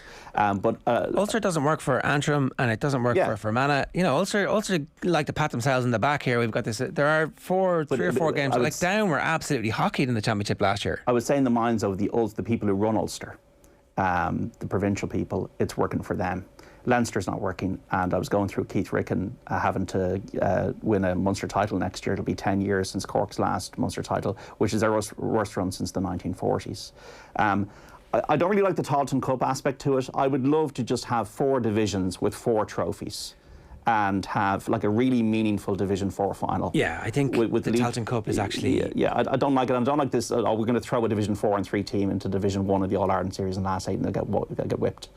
I would prefer 4 divisions. Look, on that, I actually don't think they will get whipped. I think what you're going to say is that you'll have Tipperary and Cavan in Division 4 next year, and the winner of that division is going to have to win 6 to 8 games, and so they'll get into a round of last 16 where they'll play a team from Division 3, and they'll have to come through that before they get to an All-Ireland quarter-final. And I don't know, maybe you make the teams from the bottom tiers have home advantage so that the game is close, and there's even more of an incentive to keep those players involved. I think there's a way to make that quite sexy. It's a wildcard weekend. Essentially what they do in the NFL is that a team comes through who's had a surge of form, and weird stuff happens in wildcard weekends. Like just on that, like the potential fixtures, I'm not sure is this... No, sorry, we went through 2020 fixtures, I think, to simulate this year. So if you've gone through 2021 fixtures, that preliminary round is actually really interesting, because what you would have had is one of the second or third place teams in Division 2, which is Kildare or Meath, going up against Derry, who had found themselves in Division 3, who in reality could have beaten Donegal this year, a Division 1 team, and all of a sudden that's a really attractive fixture. Granted, the Division 4 team is not always going to be like that, but as it turns out, next year probably will, with Tip or Cavan winning that division. I actually think that the Division 4 teams will vastly improve, because their best players will show up because they'll want to be part of this championship. Well, the year Carlow beat Kildare, they got promoted from Division 4. So they had used the National League as a base of momentum, your favourite thing. And I know you don't believe in momentum, but I'm sure you can get behind form. Confidence. And their form, confidence. The winning 6 or 7 games is a really good bedrock for you to go up against a Division 2 team. This is not going up against Dublin. This is going up a team who haven't even won Division 2. And I think that's really where you can artificially create the circumstances for an upset. And I think Derry against Kildare or Meath or Clare, I'm not sure who would have finished second and third, that is a really good condition for an upset, and I think we could have seen that this year. Division 4 would have been an Antrim, I think if people had no mind about that, John, and I get the problem. I see how everybody has an issue with it on paper, that when you think about it in cold terms, it doesn't make that much sense. But actually, at the end of a season where a team has been winning, you're incentivizing them to keep going and stay involved, and magical things will happen. That's kind of the third round of the FA Cup. That's what your wildcard weekend is. While at the same time, we still expect the best teams to be rewarded for the quality of work that they put in to get their team to that level. I think Proposal B would be a festival of football for the country at the height of summer, with 7 matches for each county. with teams like Dublin and Kerry going away, and with I remember even going to, I think, Portlaoise for a Dublin game, was against Wicklow in the Championship a couple of years ago. They were on the road, and the amount of Dubs fans that just went down to Portlaoise for the day and had a crack. And I do think postponing it by a year would be wise if it does get passed, because I think you need to also look at the rights aspect of this, because we don't want meaningful Division 3 and 4 games not being seen by anybody. I think you could bake that in. I think you could bake in that you're going to have to show X number of, like, every single Premier League team needs to be shown in that first window. That's part of the rules. That's why sometimes you get Burnley versus whoever on a Monday night and everybody's like, this is a crap game, why are they putting it on TV? Because the rules say you can't have Man United against Liverpool on Sunday afternoon at 4:30 unless you do this Burnley game. And you just say, you're going to have to pick and early on, not like at the end of the year, and no dead rubbers, and we're going to tell you which ones you're going to do, and you're going to bring your full A game to the coverage of it. Yeah, exactly. And I mean, maybe, and I think there's probably a little bit of room for manoeuvre there as well, where their commitment is to a certain number of Division 3 and 4 games, but like they can pick maybe on the week of the game which one they want. I know that's not perfect, I know that's not going to give everybody equal exposure, but people want to watch games that matter, and I think people will watch games from Division 3 and 4 that have promotion on the line. These are also matches that you're supposed to go to. It's not just a TV thing. Like, the benefit of having a bunch of games at whatever time they're on, so if there's a load of 5 o'clock games on a Saturday evening, the vast majority of supporters will actually go to matches, and then that night they'll go and they'll watch highlights. And you can have a highlight show on a Saturday, you can have a highlight show on a Sunday, you could even have a highlight show on a Monday if you sell it to a different company. And I think that the provincials moving to the start of the year will be a perfect testing ground for Friday night football as well, because it will be local games and it will be doable. And I know, in fairness, when they did do that one Friday night game in the Championship a few years back, that was a Leinster derby essentially, and there was still mixed response about that. But again, it comes down to trying things out, and if the Friday night games don't work, then that's fair enough. But if they do manage to make Friday nights work, that opens up a whole new market for all these divisions to just create another day of televised football. It's been over 125 years since the GA was founded, 1884. So what's the problem in trying something out for a couple of years? We got by accident to the split season, which is going to be a success. It took a global pandemic to get that point. Yeah. I still believe, though, I really kind of believe for Division 3, Division 4 teams, a meaningful final at Croke Park would be great. If you play those 7 games and you've got a meaningful final, maybe is it like you have the Division 3 and 4 finals on the same day and you have a full house of 80,000 people there. I'd love to see that. And then you have Division 2 and 1 finals in the following couple of days. So, look, I'd like to see that, but like that once again, you're only going to iron out these kind of things by seeing it in practice. But everybody needs to get behind it, and I do think maybe a year's grace if it is passed. But my concern is that there's you're talking about the United States here. It's 32 states effectively in the GA. Plus London and New York. And all that kind of thing. And there's a lot of people, their lifeblood has been an administrator. And maybe they don't agree with the prospect of this radical change, and that could scupper the whole thing. All right, 9:08 this morning. More from JD on OTBSports.com, and of course on Saturday afternoons on Off the Ball on News Talk. OTB AM is brought to you by Gillette. Good morning. Start with Gillette. Put your best face forward with their new and improved razors. Here's what's coming up on OTB Sports Radio today. At 1 o'clock, OTB Gold is Barry Ryan talking about his book, The Ascent. Leaders' Questions from 3 with Stuart Lancaster. A retro panel is capturing great sports stories at 4. And then Michael Conlon's interview after his exit from the Rio Olympic Games at 6. Maybe he will get a medal for that at some point in his life, but we'll have to wait and see for that one. Up next, we're going to talk rugby with Keith Wood and Fiona Hayes. Keep an eye out in the ads for a teaser for the official OTB duathlon film, a classic of the genre. It's all thanks to our friends at Whoop, which you can find on our social channels. OTB AM on OTB Sports Radio, Ireland's first and only sports radio station. Who knows more about Munster rugby, me or you, Quinny? Everyone has an opinion, don't they, Niamh? Some of the opinions are waffle, but I'd like to think I know a lot. Maybe we're equal. Munster legends Alan Quillan and Niamh Briggs are joining forces to bring you all the latest analysis, news, interviews and so much more, straight from the red eye of the Thomond Storm. You know, he likes to get a certain specific word count in every day. If I could just get him to move off that, we'll be in a good place. The Red Eye with Alan Quillan and Niamh Briggs. Available every Wednesday. Don't miss a moment of action. Subscribe to the Rugby channel on the OTB Sports app and turn on your notifications now. If I was getting paid by the word, I'd be a very wealthy man. we'll keep you up to date with how we're getting on along the way. My heart rate's going around a little bit, so the talking actually is helping. I'm the opposite. Right, we'll see you in a minute.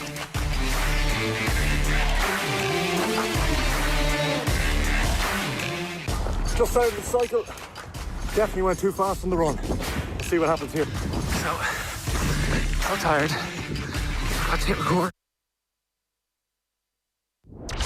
OTB AM. With Gillette, put your best face forward with our new and improved razors.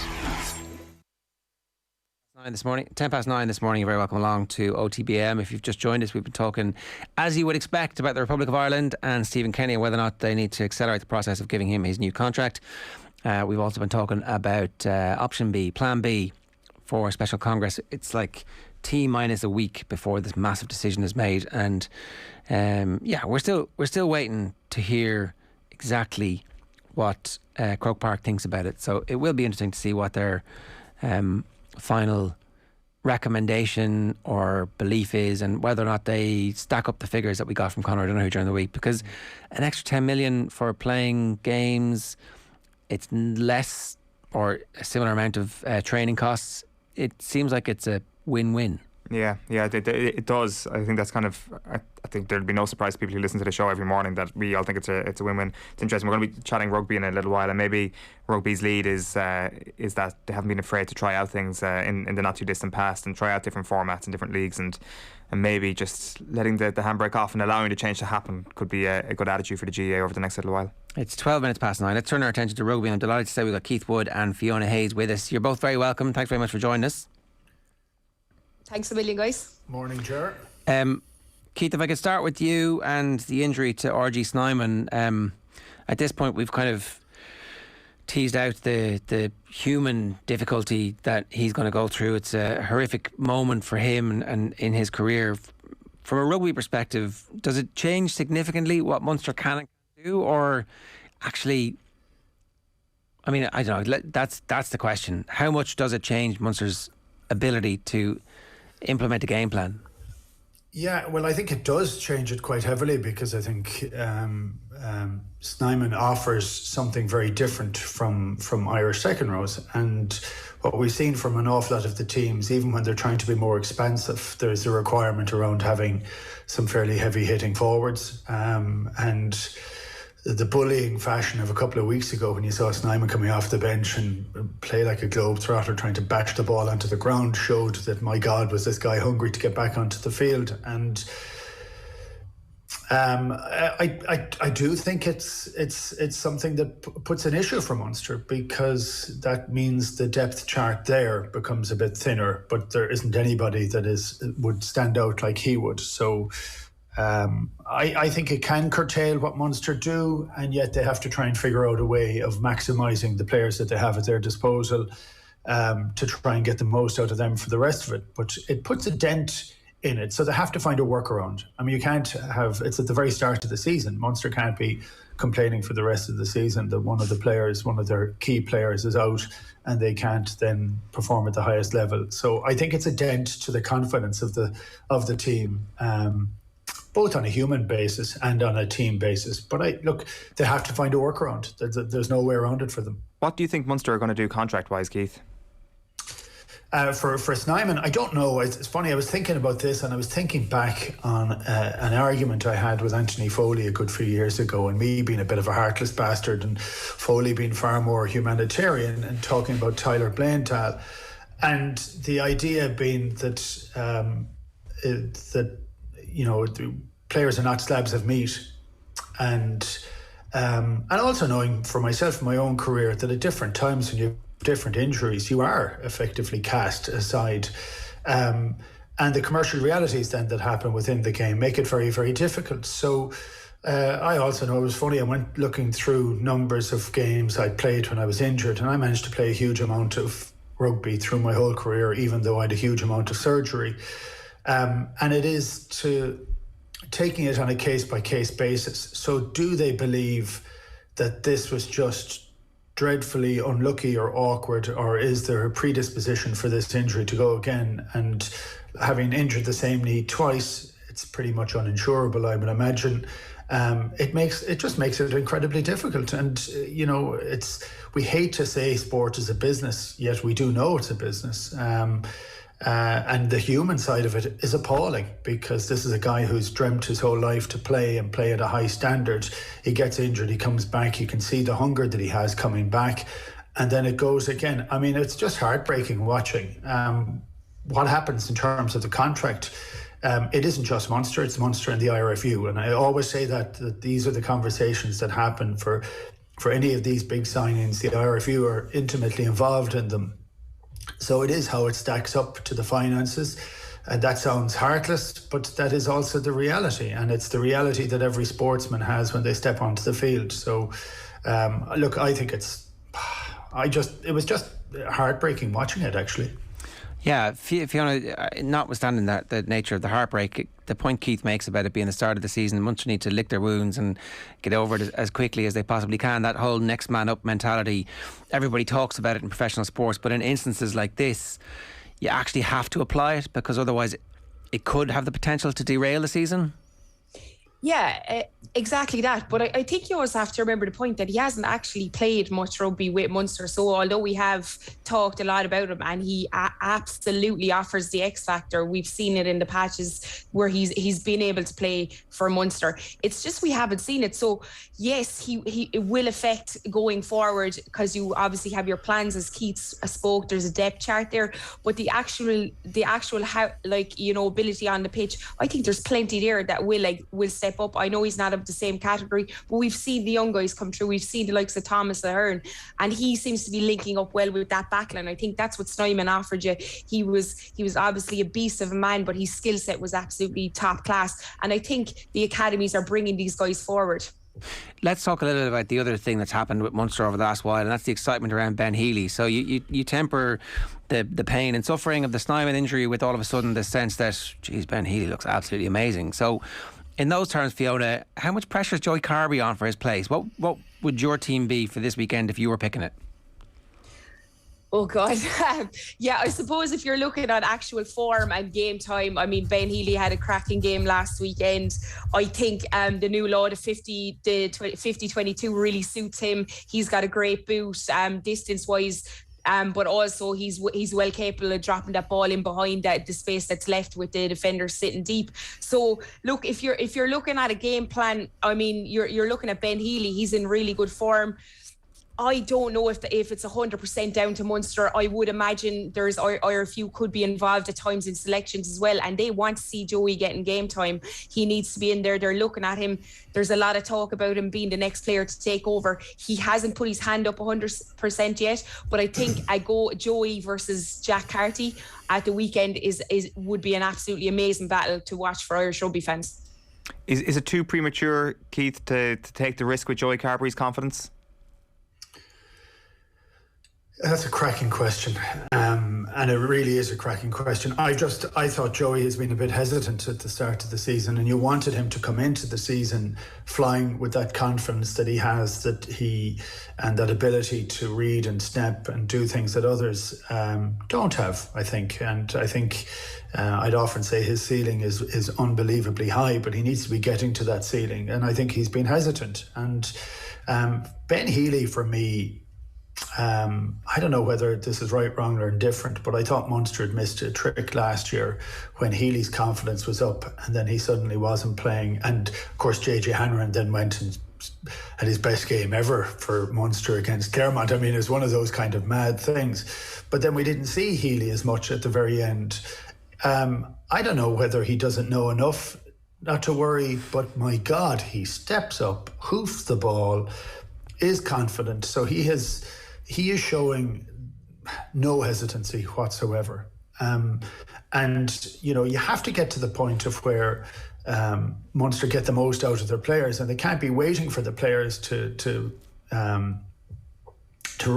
recover all the time. You have to get out and play. So I think if you look at the manner in which the brio of Munster last week, where they look confident all the time, I think an element of that comes down to having a 10 who's willing to bash the ball wherever he is and have a bit of a cut. He's going to make mistakes. It's been a while since we've had an opportunity where we have two players that we think could be of good enough. He's the younger guy, but he played very well at the weekend. I think you have to reward players who play very well. So I'd go for Healy this weekend. Yeah, and that'll be very interesting to see exactly what they do. So we'll keep a close eye on that. That game against Connacht, obviously hugely important now from Connacht's perspective, given the rollercoaster up and down start that they've had, Fiona. We need Connacht to be every bit of expression that they possibly can be in their very best selves.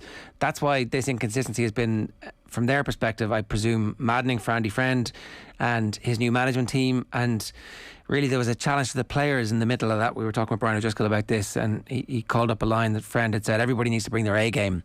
That's kind of not so subtle, I suppose. If you're a player and you didn't bring your A game last weekend, you know that he's talking about you. Yeah, absolutely, and he's dead right. But I think there's an excellent element of coaching there as well, because he also came out and looked at the training week before the game and said that he maybe overtrained them.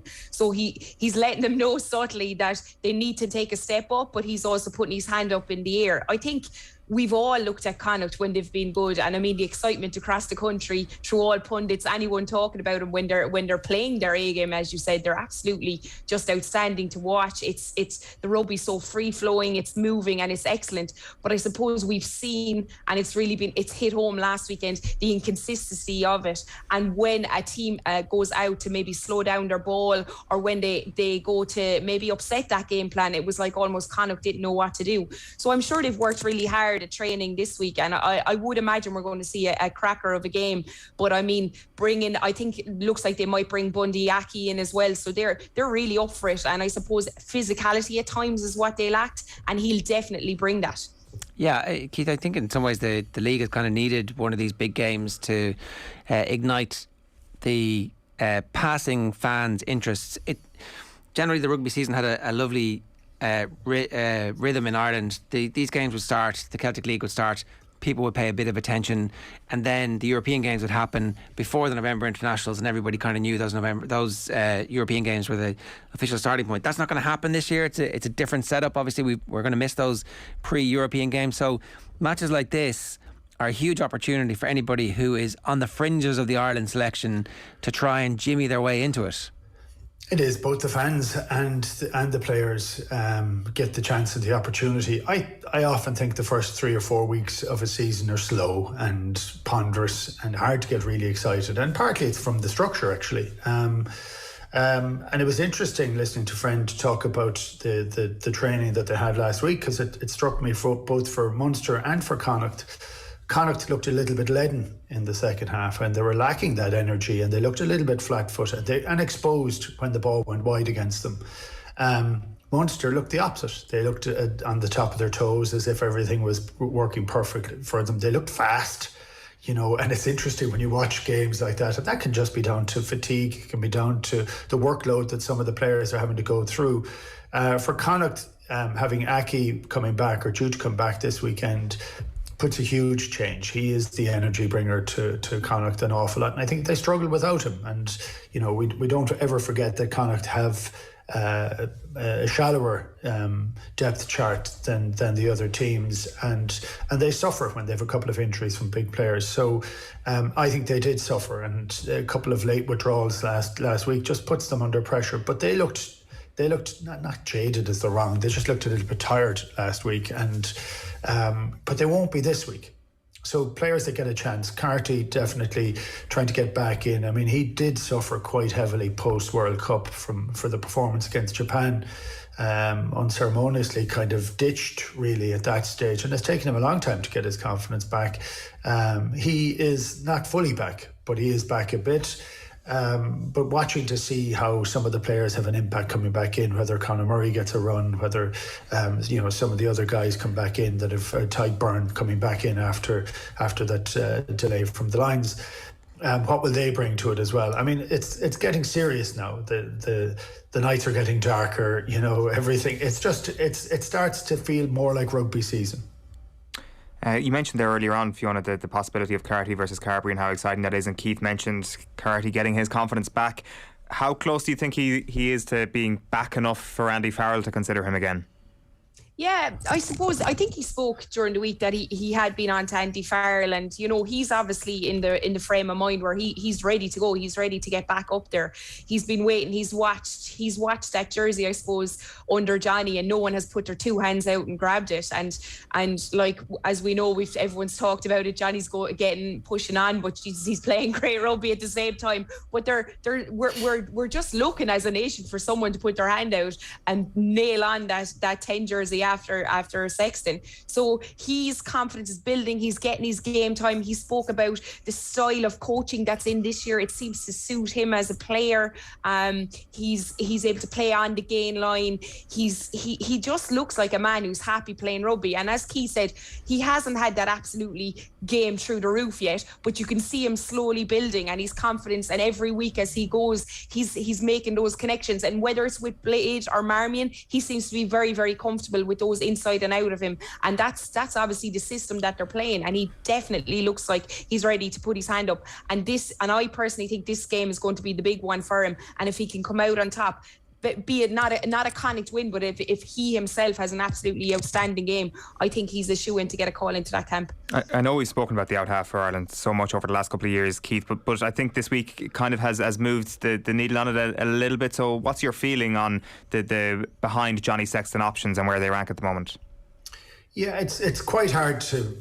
I think there's a host of people behind him. I think that is the way it is, and that's the issue. And in fairness, Fiona has got it exactly right. Who's putting their hand up? I mean, when we look at Johnny, we'd say we have a World Cup in a couple of years' time. Will we have a guy at 37 years of age holding the 10 jersey?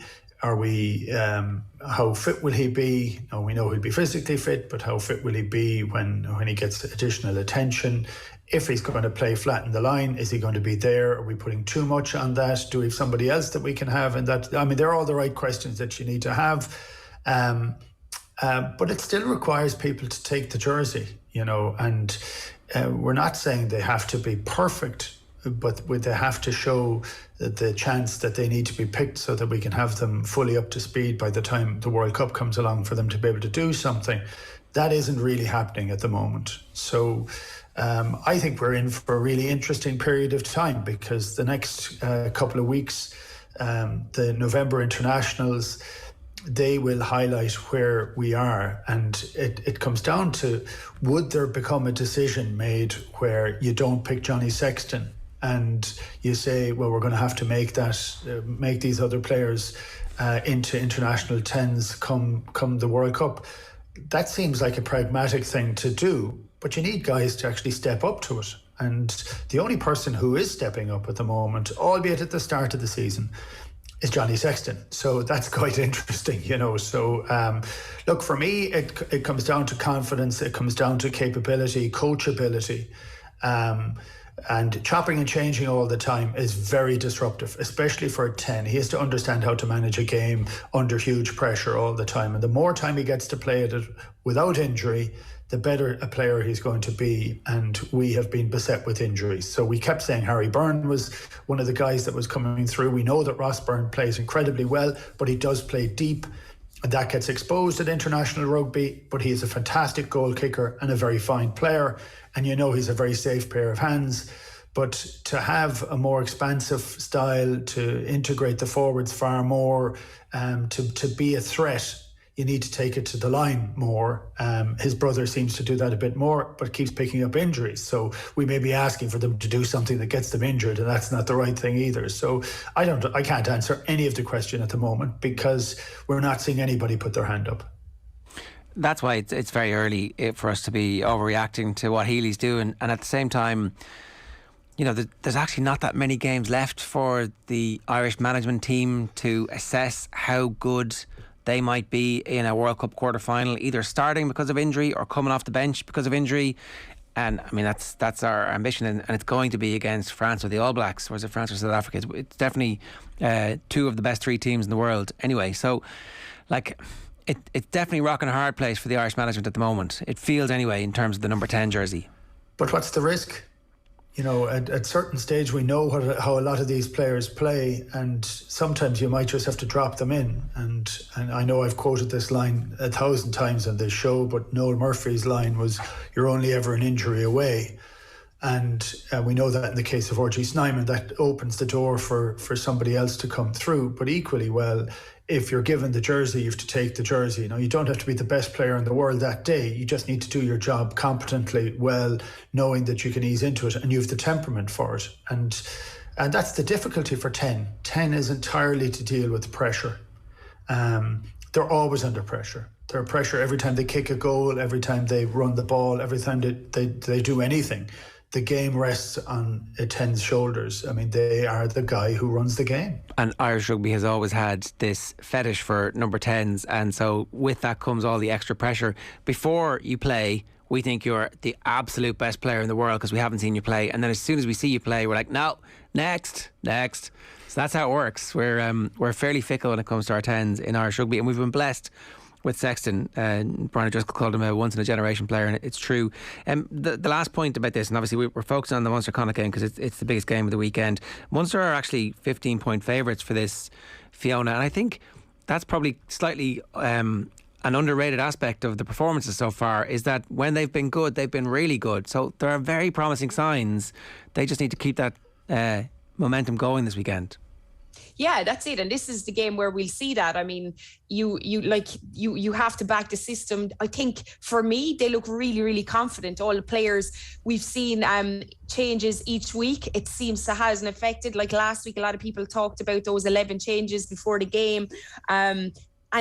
We didn't see that. Their shape, their style, everything still was really. And I think a lot. And I think for me personally, last week was the first time we saw really, really Larkham's influence on the backline attack. We really saw it. It's like the young guys were playing with no shackles. They literally went out. We saw the ball going wide. We saw the areas being exploited. When we played hard flat rugby, it was their footwork around the contact area was absolutely outstanding. So yeah, like as a Munster supporter, I'm really, really confident. But also as a Munster supporter, you have to take a step back and realise that at any stage anything could go wrong. So look, they're in a good place for me. Looking at them, they look confident. The academy players are making that step up. I mean, even the likes of Jack O'Donoghue, who he's really talked about, he's had outstanding games. I think he's been involved in the last 3 games. He's been brilliant for me. And to see him, if he's able to sit in that back row and play confidently, that gives you Ty Byrne in the second row, with Klein maybe. So there are so many options in that in the back 5 there, and and their power game has come on massively. So I'm confident, but they have to bring it. They have to bring it this week against the Connacht team, who obviously are on the back of that defeat and love coming to Thomond Park, especially Aki if he's playing and putting on a show. Yeah, should be tasty. Thanks, folks. Thanks a million for joining us this morning. Cheers. Cheers, everyone. Thanks, guys. Keith and Fiona give us their thoughts there on the weekend's games. If you've got a view on that, we'd love to hear from you. 0879 180 180 is the WhatsApp number. And you can always get in touch also on the YouTube channel by just leaving a comment. If you are a Munster fan and you're looking for something to keep you going while you count down to your next trip to Thomond Park, there's a brand new Munster Rugby podcast over on the Rugby channel, The Red Eye with Alan Quinlan and Niamh Briggs, every Wednesday. They'll bring you in-depth analysis of each weekend's game and all the action from the other teams around the province. The first episode launched yesterday, and after a remarkable turnaround against Scarlets at the weekend that came from 4 forward tries, Niamh and Quinny were discussing why maybe this direct route shouldn't be billed as such a bad thing. You don't really care how you win, especially in these big games. You just care that you win, and you win so well, convincingly after being under such pressure. And I thought, if something's working, why change it? So Munster's ability to take Stormers on up front throughout that second half was working. So why would you change it? And we both know at the end of the day, it's a results-driven business, and we've got to try and win as much as possible. And is sure a bit unfair that we're looking for flair and we're looking for more? I think it can be. I think there's more emphasis on what Stephen Larkham is doing. Is that because of the end result in the last couple of seasons, where Munster haven't won a trophy, and maybe in a couple of games they've probably kicked a little bit much, or they've struggled to chase a game if they've been behind? Is it a little bit unfair, or is it realistic? Because we're going to try and get fans interaction on this podcast, and whether you agree with it or not, or like it or not, you know, social media can be nasty, but it can also be very informative as to what people are thinking. And, you know, the fans give opinions. We want balanced opinions. We don't want opinions that are not backed up by facts. But maybe there's probably a line there that some of it is unfair and some of it is fair, because have they an ability to really improve the attack? And I think they showed that on Sunday, that the ambition is there, and maybe that last try. And what they tried to do in the Sharks game is move the ball. Some of the accuracy wasn't good. The mitigation there is it's early season stuff.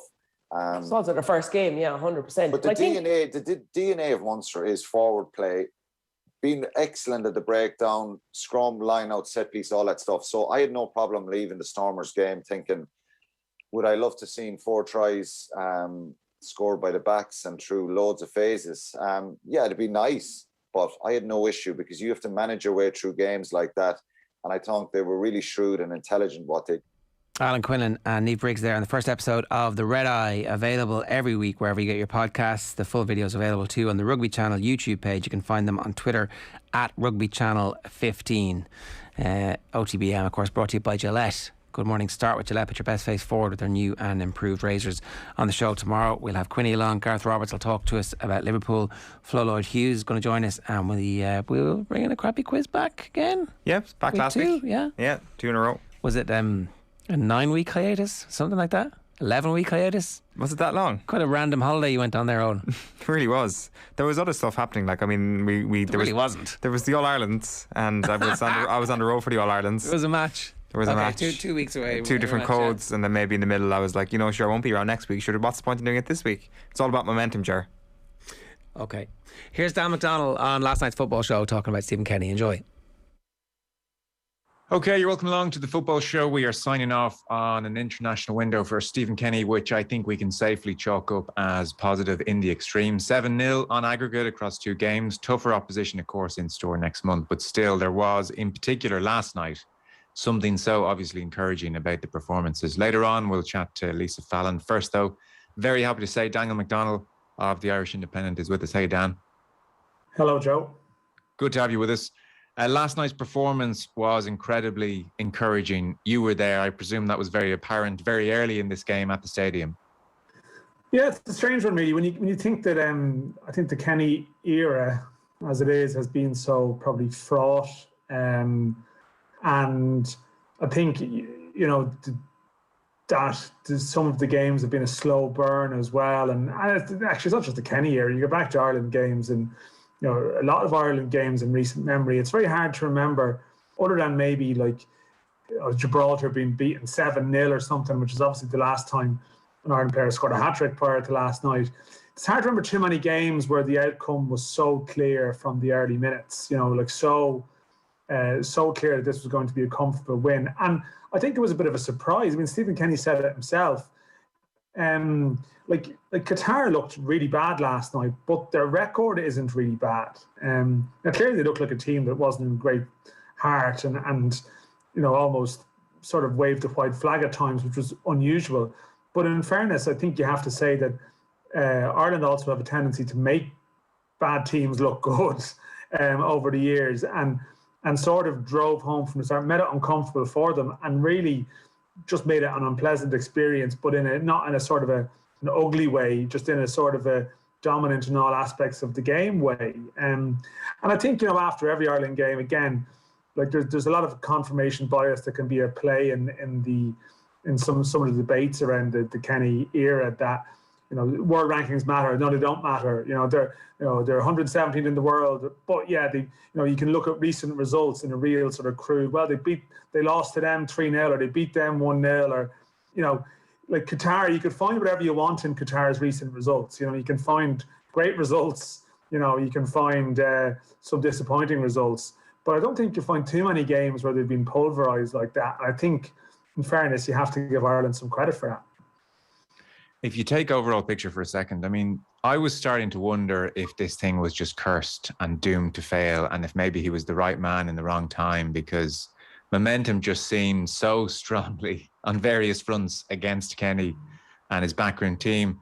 September, the previous window, was the first time really I got a sense that he and the team were finding a groove and a shape and a formation, and relationships were starting to develop on the pitch, and that boulder was finally just starting to roll, albeit though with that setback at home to Azerbaijan, which again was a concern. But a month on, this thing now is starting to look coherent, and there is a familiarity about what they're doing. And, you know, as you begin to assess where he is and where the team are as November comes into view, and November's still important for him, of course, Luxembourg away in particular, and a decent showing against Portugal, you suspect he still needs. But I don't know, the notion that he wouldn't really be in pole position to get another contract at this stage now, I find questionable. This is not crumbling around him. This is not a team very clearly losing faith or players starting to lose faith. This is going in the opposite direction at this stage. Yeah, listen, I mean, you know, I'm sort of writing on this for tomorrow. I guess my take on it would be the only thing that could stop him getting it further 2 years or getting an extension would be, you know, a catastrophic November or an act of lunacy from the FAI board. You know, I think they are the only two scenarios whereby he doesn't get that chance. I mean, I've covered a lot of Ireland managers, Joe. I've covered a fair few, you know, club managers, and we all know what it looks like when something is nearing the end of the road. You know, it has that stench. I always think with Martin O'Neill, it was probably that 4-1 defeat to Wales in Cardiff, where you were just thinking, wow, this thing is gone. And in fairness, you know, it was maybe 2 years previously where they'd won in Austria and been very good, you know, away. And like, you just know, you're like, yeah, this is done. And you can go through time and pick out other examples. The idea that this would be like the penultimate international window of the Kenny era is just nonsensical to me. It's just implausible. And I think anyone who sees things that way, thinks that that's really plausible scenario. Beyond what, as I said, like, you know, something mad can happen, you know, something crazy can happen where your team has a Cyprus night in Luxembourg. But I think, to be fair, you're looking at this last night and across recent games and thinking, I just can't see that happening. You just can't see. You can't see all of a sudden, like, everything going out the window and a sort of a shapeless performance ensuing that change, you know, leads you to question everything. And even if that did happen, you could actually argue and say, well, October was good, November was bad. We'll stick with it a bit longer. Do you know what I mean? Like, I think he didn't have that credit in the bank before now, whereby teams, you could say, well, they've shown that they can learn from their lessons and do this and this and this. And it's encouraging. Now, I'm very conscious of just, you know, you have to still keep it in check and not declare, well, this is it, this is happening now. But also at times you have to call what you think you're seeing with your own eyes. And I think for me, actually, you mentioned in September as a point. I would have thought the game in Hungary in June actually was a significant one, because you could see, as much as like against Andorra, I think they took their eye off the ball in the Andorra game a small bit, and their sort of contribution to that game wasn't great. I think the focus of that gathering was Hungary. I think the tactical approach for that game was Hungary, and that probably led to a performance in that game where you felt, okay, they're not experimenting too much. They brought Ogbeni off the bench. There was various changes they made, which sort of made you look like, okay, this is something. They carried it into September. What they got wrong in September was the balance between a really focused, good away display and how to apply it at home. I think in this October window, they've realised maybe what you need to do in some of the home games following up from an away game. So you can see an evolution, you can see progress. And I think what Roy Barrett and Jerry McEnany it was who spoke, I'm trying to think when this was now, but it was certainly post-March about Kenny's situation. It was probably in the aftermath of Luxembourg, I think, potentially. And the whole line about where decision and how decisions would be reached was that, well, you want to see progress between now and the end of the year. That in November you can see progress from March, say. Well, it wasn't directly what was said, but in effect. And I think that's the key thing to bear in mind with this here. I'm seeing some people saying, and I think there's a sort of a opportunistic slant to it. Well, Kenny now needs to finish third in the group. And I see where it comes from to a degree, but like Ireland can lose at home to Portugal next month. And if Luxembourg win on Baku on the same night, Ireland can't finish third. It's just not possible for them to finish third. So like to me, the finishing position in the table is almost irrelevant now, once you can see enough in their performances in November that prove that they're not the same abject ones you were seeing against Luxembourg in March. And like to suddenly come back and now and say we need to make decisions in November based on things that happened in March. Again, if anyone on the board is like briefing that, right, and if that's their perspective, I'd be worried about those people sitting on the board. You know, if that's their view. And I mean, there has been some stuff out there that I don't think people are plucking it off. Plucking it off sort of their imagination. I don't believe that's the case at all. I don't agree with some of the spin that has been put on things. The suggestion last month that he was vulnerable to the bullet if they'd lost to Serbia. But clearly that was coming from somewhere. I just don't think that was coming from somewhere that was in touch with the reality of maybe the reality of the decision that where the decision making progress is going to go. I'm not sure if they're going to be the influential power brokers when it comes to sitting down, because I think most people reasonably can say it's about seeing a graph. It's about seeing it trending upwards. And I think what we're seeing is addressing mistakes that were made in the past and responding to them. And so I think what they need to do in November is show more of that. But it's not necessarily a case of have to finish third or else, but it's more a case of proving that the penny is dropping. Yeah, well, the nature of the performances with now and, say, March is night and day. It is night and day. Last night was just a joy to watch, and that really is not something you can say about the vast majority of Irish performances. I think, beating a team at home that you would really hope and expect might be a strong word, but expect them to do it in that kind of fashion is not something that we make a habit of doing. So, it's funny, I threw it out on Twitter. I said something good is happening here under Kenny. It's really apparent. If you watch your football, you know your football. It's apparent watching this team. Something good is happening. And some people seem to read that tweet as me saying Ireland are perfect in every way and that Qatar are an amazing team. None of those things were true, but the nature of the performance was different. And it was the kind of thing, if Kenny had done it early in his regime, we all would have got very, very excited. It has taken in some time. 2020 was a complete write-off. I think the management team have learned on the job a little bit, and they had to get their ducks in a row behind the scenes as well. But it is starting to come together in a big way. And I don't know what you might have in the stadium, but there were just so many moments where you thought, wow, this is really good. One that jumped to my mind, because I think they have been guilty of overplaying, actually, and have made themselves susceptible to pressing at times. But there was a moment, I just jotted it down. I said, wow, this is things coming together in a far better balanced way. It was the 6th minute and ball goes back. This is just an example of the way they were moving the ball at times. Ball goes back to Keller and Conor Hourihane sprints back. I mean, he really sprints back and takes the ball off goalkeeper, gives it to Bamadelli. Jeff Hendrick peels onto the right wing. Matt Doherty is still 30 yards further up the wing. Hendrick takes it from Bamadelli, gives it up to Doherty. He makes his way into the box. It was around then the Qatar player rolled his ankle and went down injured for a while. But I mean, it was working it through the lines, but in a direct way, in a very effective way. And there were moments like that right the way through. I mean, an example people might remember is when Hourihane, who was pretty good, by the way, wasn't he? He flashed a great cross in the first half across the box for Ogbene. And Ogbene just missed out on it, kind of that corridor of uncertainty, that great cliche. But if you took a freeze frame of Hourihane putting that cross in, it's Jamie McGrath outside the box, playing it back to Hourihane on the edge of the box. And Enda Stevens has underlapped and he's inside the box. And there's all kind of players around and moving and looking for the ball. And we just don't take opposition apart like that too often. And for me, that was an example of when you watched, for instance, Dundalk feeling good about life under Kenny. That was what I saw last night. And it's not perfect. It's never going to be perfect. We're not going to win the World Cup. But in terms of a team that is moving forward and expressing themselves, I thought last night was absolutely brilliant. That was brilliant.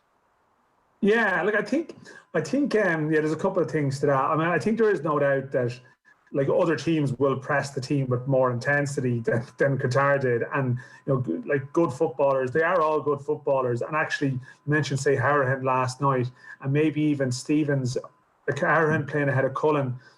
Stevens playing ahead of McLean. Like, it actually, the nature of the game suited them, because like the Ireland were controlling the ball there, and they're very comfortable with the short passes, the 1-2s, the little exchanges. Whereas you might say at times, if last night's game had required Conor Harrigan to be on the chase for all of the match, it might have been harder for him, to be as impactful. I think he's a good player, by the way. I'm just saying that there's no doubt that the nature of the game allowed the personnel in the game to show their best side as well too. Yeah. But I do know what you're saying on that. And I think maybe to sort of go back to my previous point, and people will obviously say, there's a danger of getting carried away, and I understand that. But I think it's more the sense that you feel there's more left to run in this story. You feel like you want to see what happens next. They're at the start of it. And I think you can be too apologetic for getting carried away. We're not getting carried away in the sense that we're going to beat Portugal and hammer Luxembourg. We may very well, I would think, find Luxembourg tough opposition. We will most likely lose to Portugal. There's every chance. With Portugal, we're not going to be bossing the game the way we were last night. It'll be a more back-to-the-wall organised performance. All of that still stands. So no one's getting carried away. But at the same time, I don't think we should apologise either. We've watched a lot of football. We've basically sat through every single Ireland match in our lives. I wouldn't think there's many we've missed.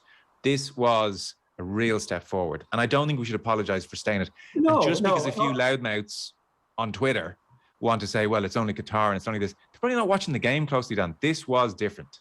It was.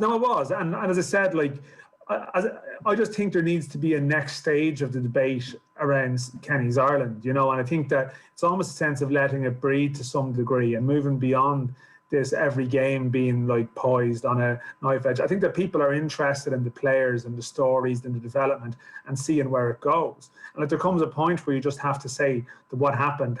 Like this whole thing about 3 wins in 18 games, I mean, it's factually true, but at what point do you stop talking about the collective of every game that the managers had in charge and not just look at, the 2021 record versus the 2020 record. Like when Mick McCarthy was doing great things in 2000, where people saying, well, he's doing well, but he did lose to Macedonia 3-2 in 1997. People still going on about stuff from last year, which was last year. And I think, it's you have to sort of apply context to all of these positions. I even think things like having fans back in the stadium is very significant, and you sort of forget that there was a lot of strange stuff going on last year. So let's take it in the here and now and see where it goes. And all I'm saying is that, Stephen Kenny afterwards, I mean, the one thing I wasn't sure that he got the right pitch of it last night was he was in great form in the press conference. And then towards his last answer, it was a relatively softball question about where they can go from here. And he starts going on about, well, our target now is to win our Nations League group next year.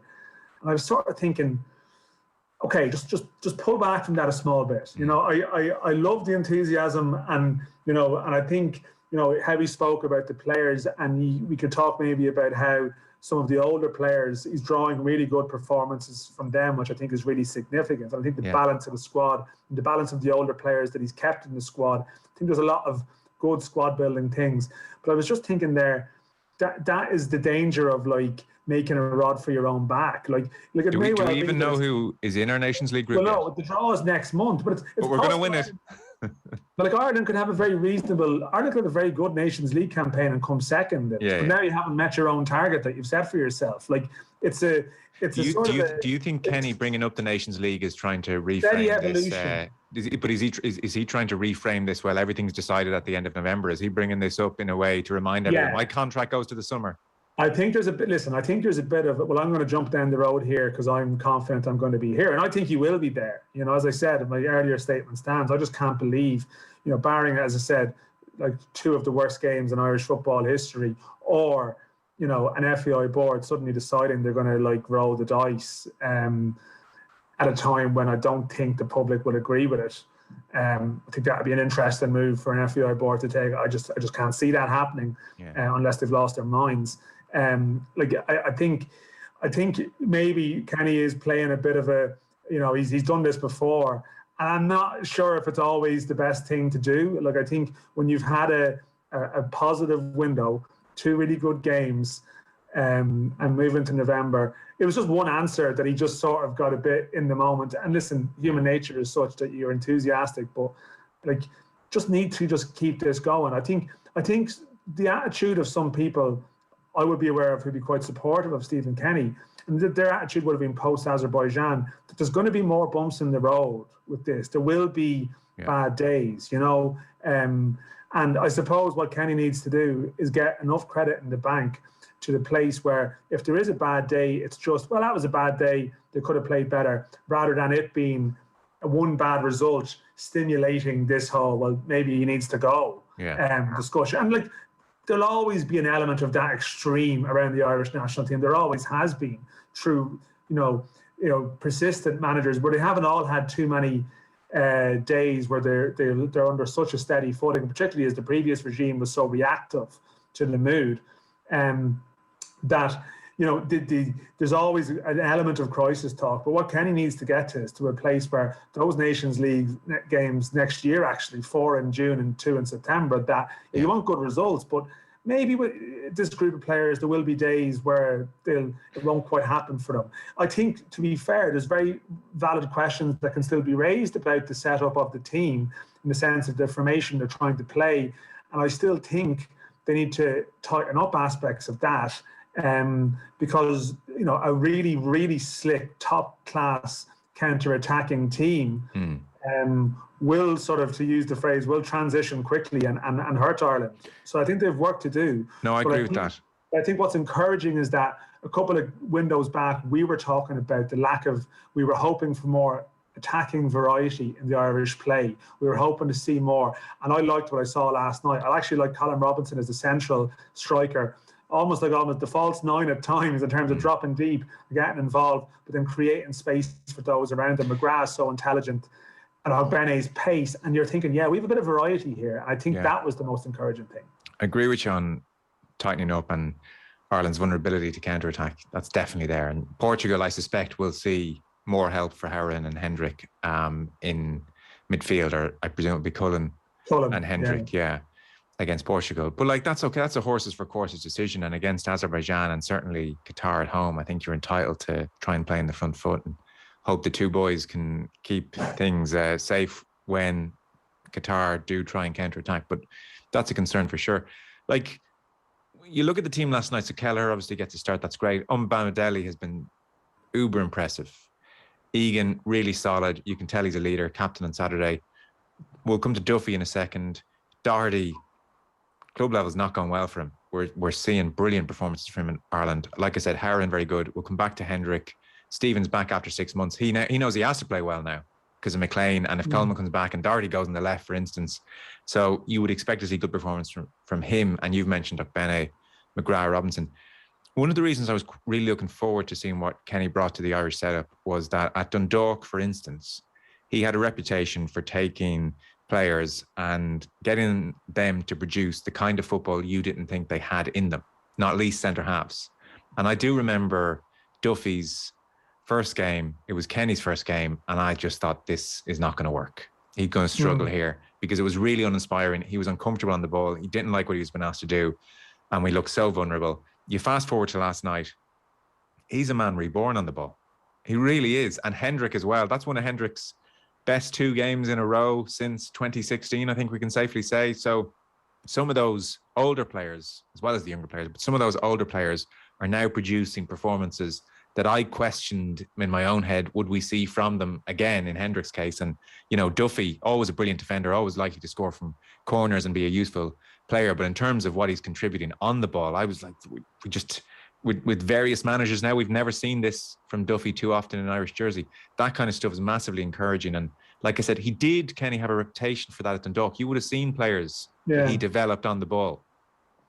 Yeah, I suppose I think Duffy and Hendrick, I nearly split them up because in a way, you know, Kenny did do that, but I think it was more a case of Kenny believing that you are good players and seeing that they're good players and then encouraging them to be brave and to take the chances and to believe in themselves to do that. Now, I think to be fair with Shane Duffy, like his renaissance has happened at club level where he needs to be able to, in a Graham Potter side, he needs to be able to play, you know, and clearly Shane Duffy has made changes in his life in the summer that have helped him and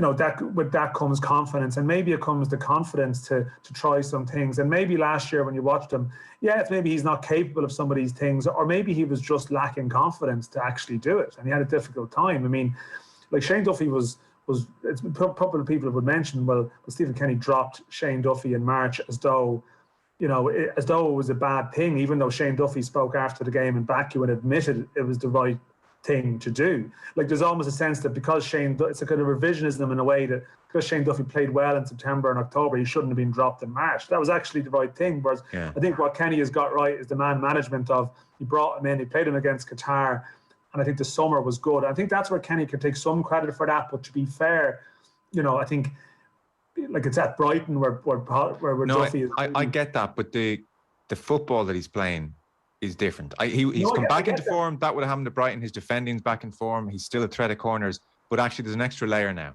And it's because his Irish manager is asking him to do things that he wasn't previously asked to do, and he has grown into those demands.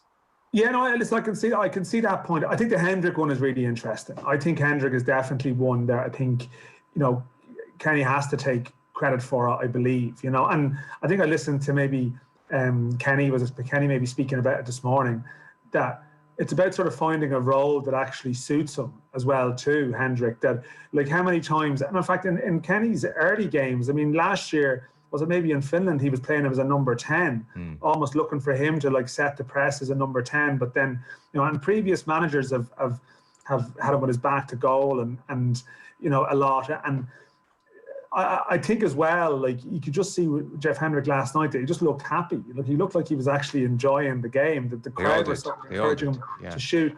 And like again, like the thing about Jeff Hendrick would be, for all the grief he's taken from Irish fans over the years, you talk to any Irish players of his generation, and if you were to say to them like who would be the top 3 players in the squad, Hendrick would come up a lot. They would say if you see him in training, he's brilliant. And he hasn't necessarily always brought that to the pitch. And for whatever reason, he's struggled. And you can talk about maybe, could you say it was tactical? Could you say he just wasn't enjoying it? Could you say the ball was going over his head sometimes? Could you say his head himself wasn't right sometimes? I don't know. But you see him with the confidence to try things and the freedom to try things. And he is one that I think is thriving. And I think that definitely... I think Kenny can take a huge amount of credit for that one. I'm not saying he can't for Duffy. I think he's managed that situation well.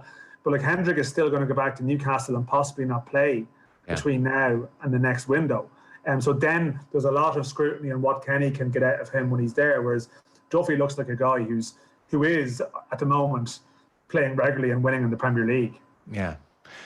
Listen, great stuff. Thanks so much. We'll probably chat a bit about this a touch more when you're in next week, I'm sure, as well. Dan McDonald of the Irish Independent. Thanks a million, Dan. Cheers. Thanks, Joe. OTB AM. With Gillette, put your best face forward with our new and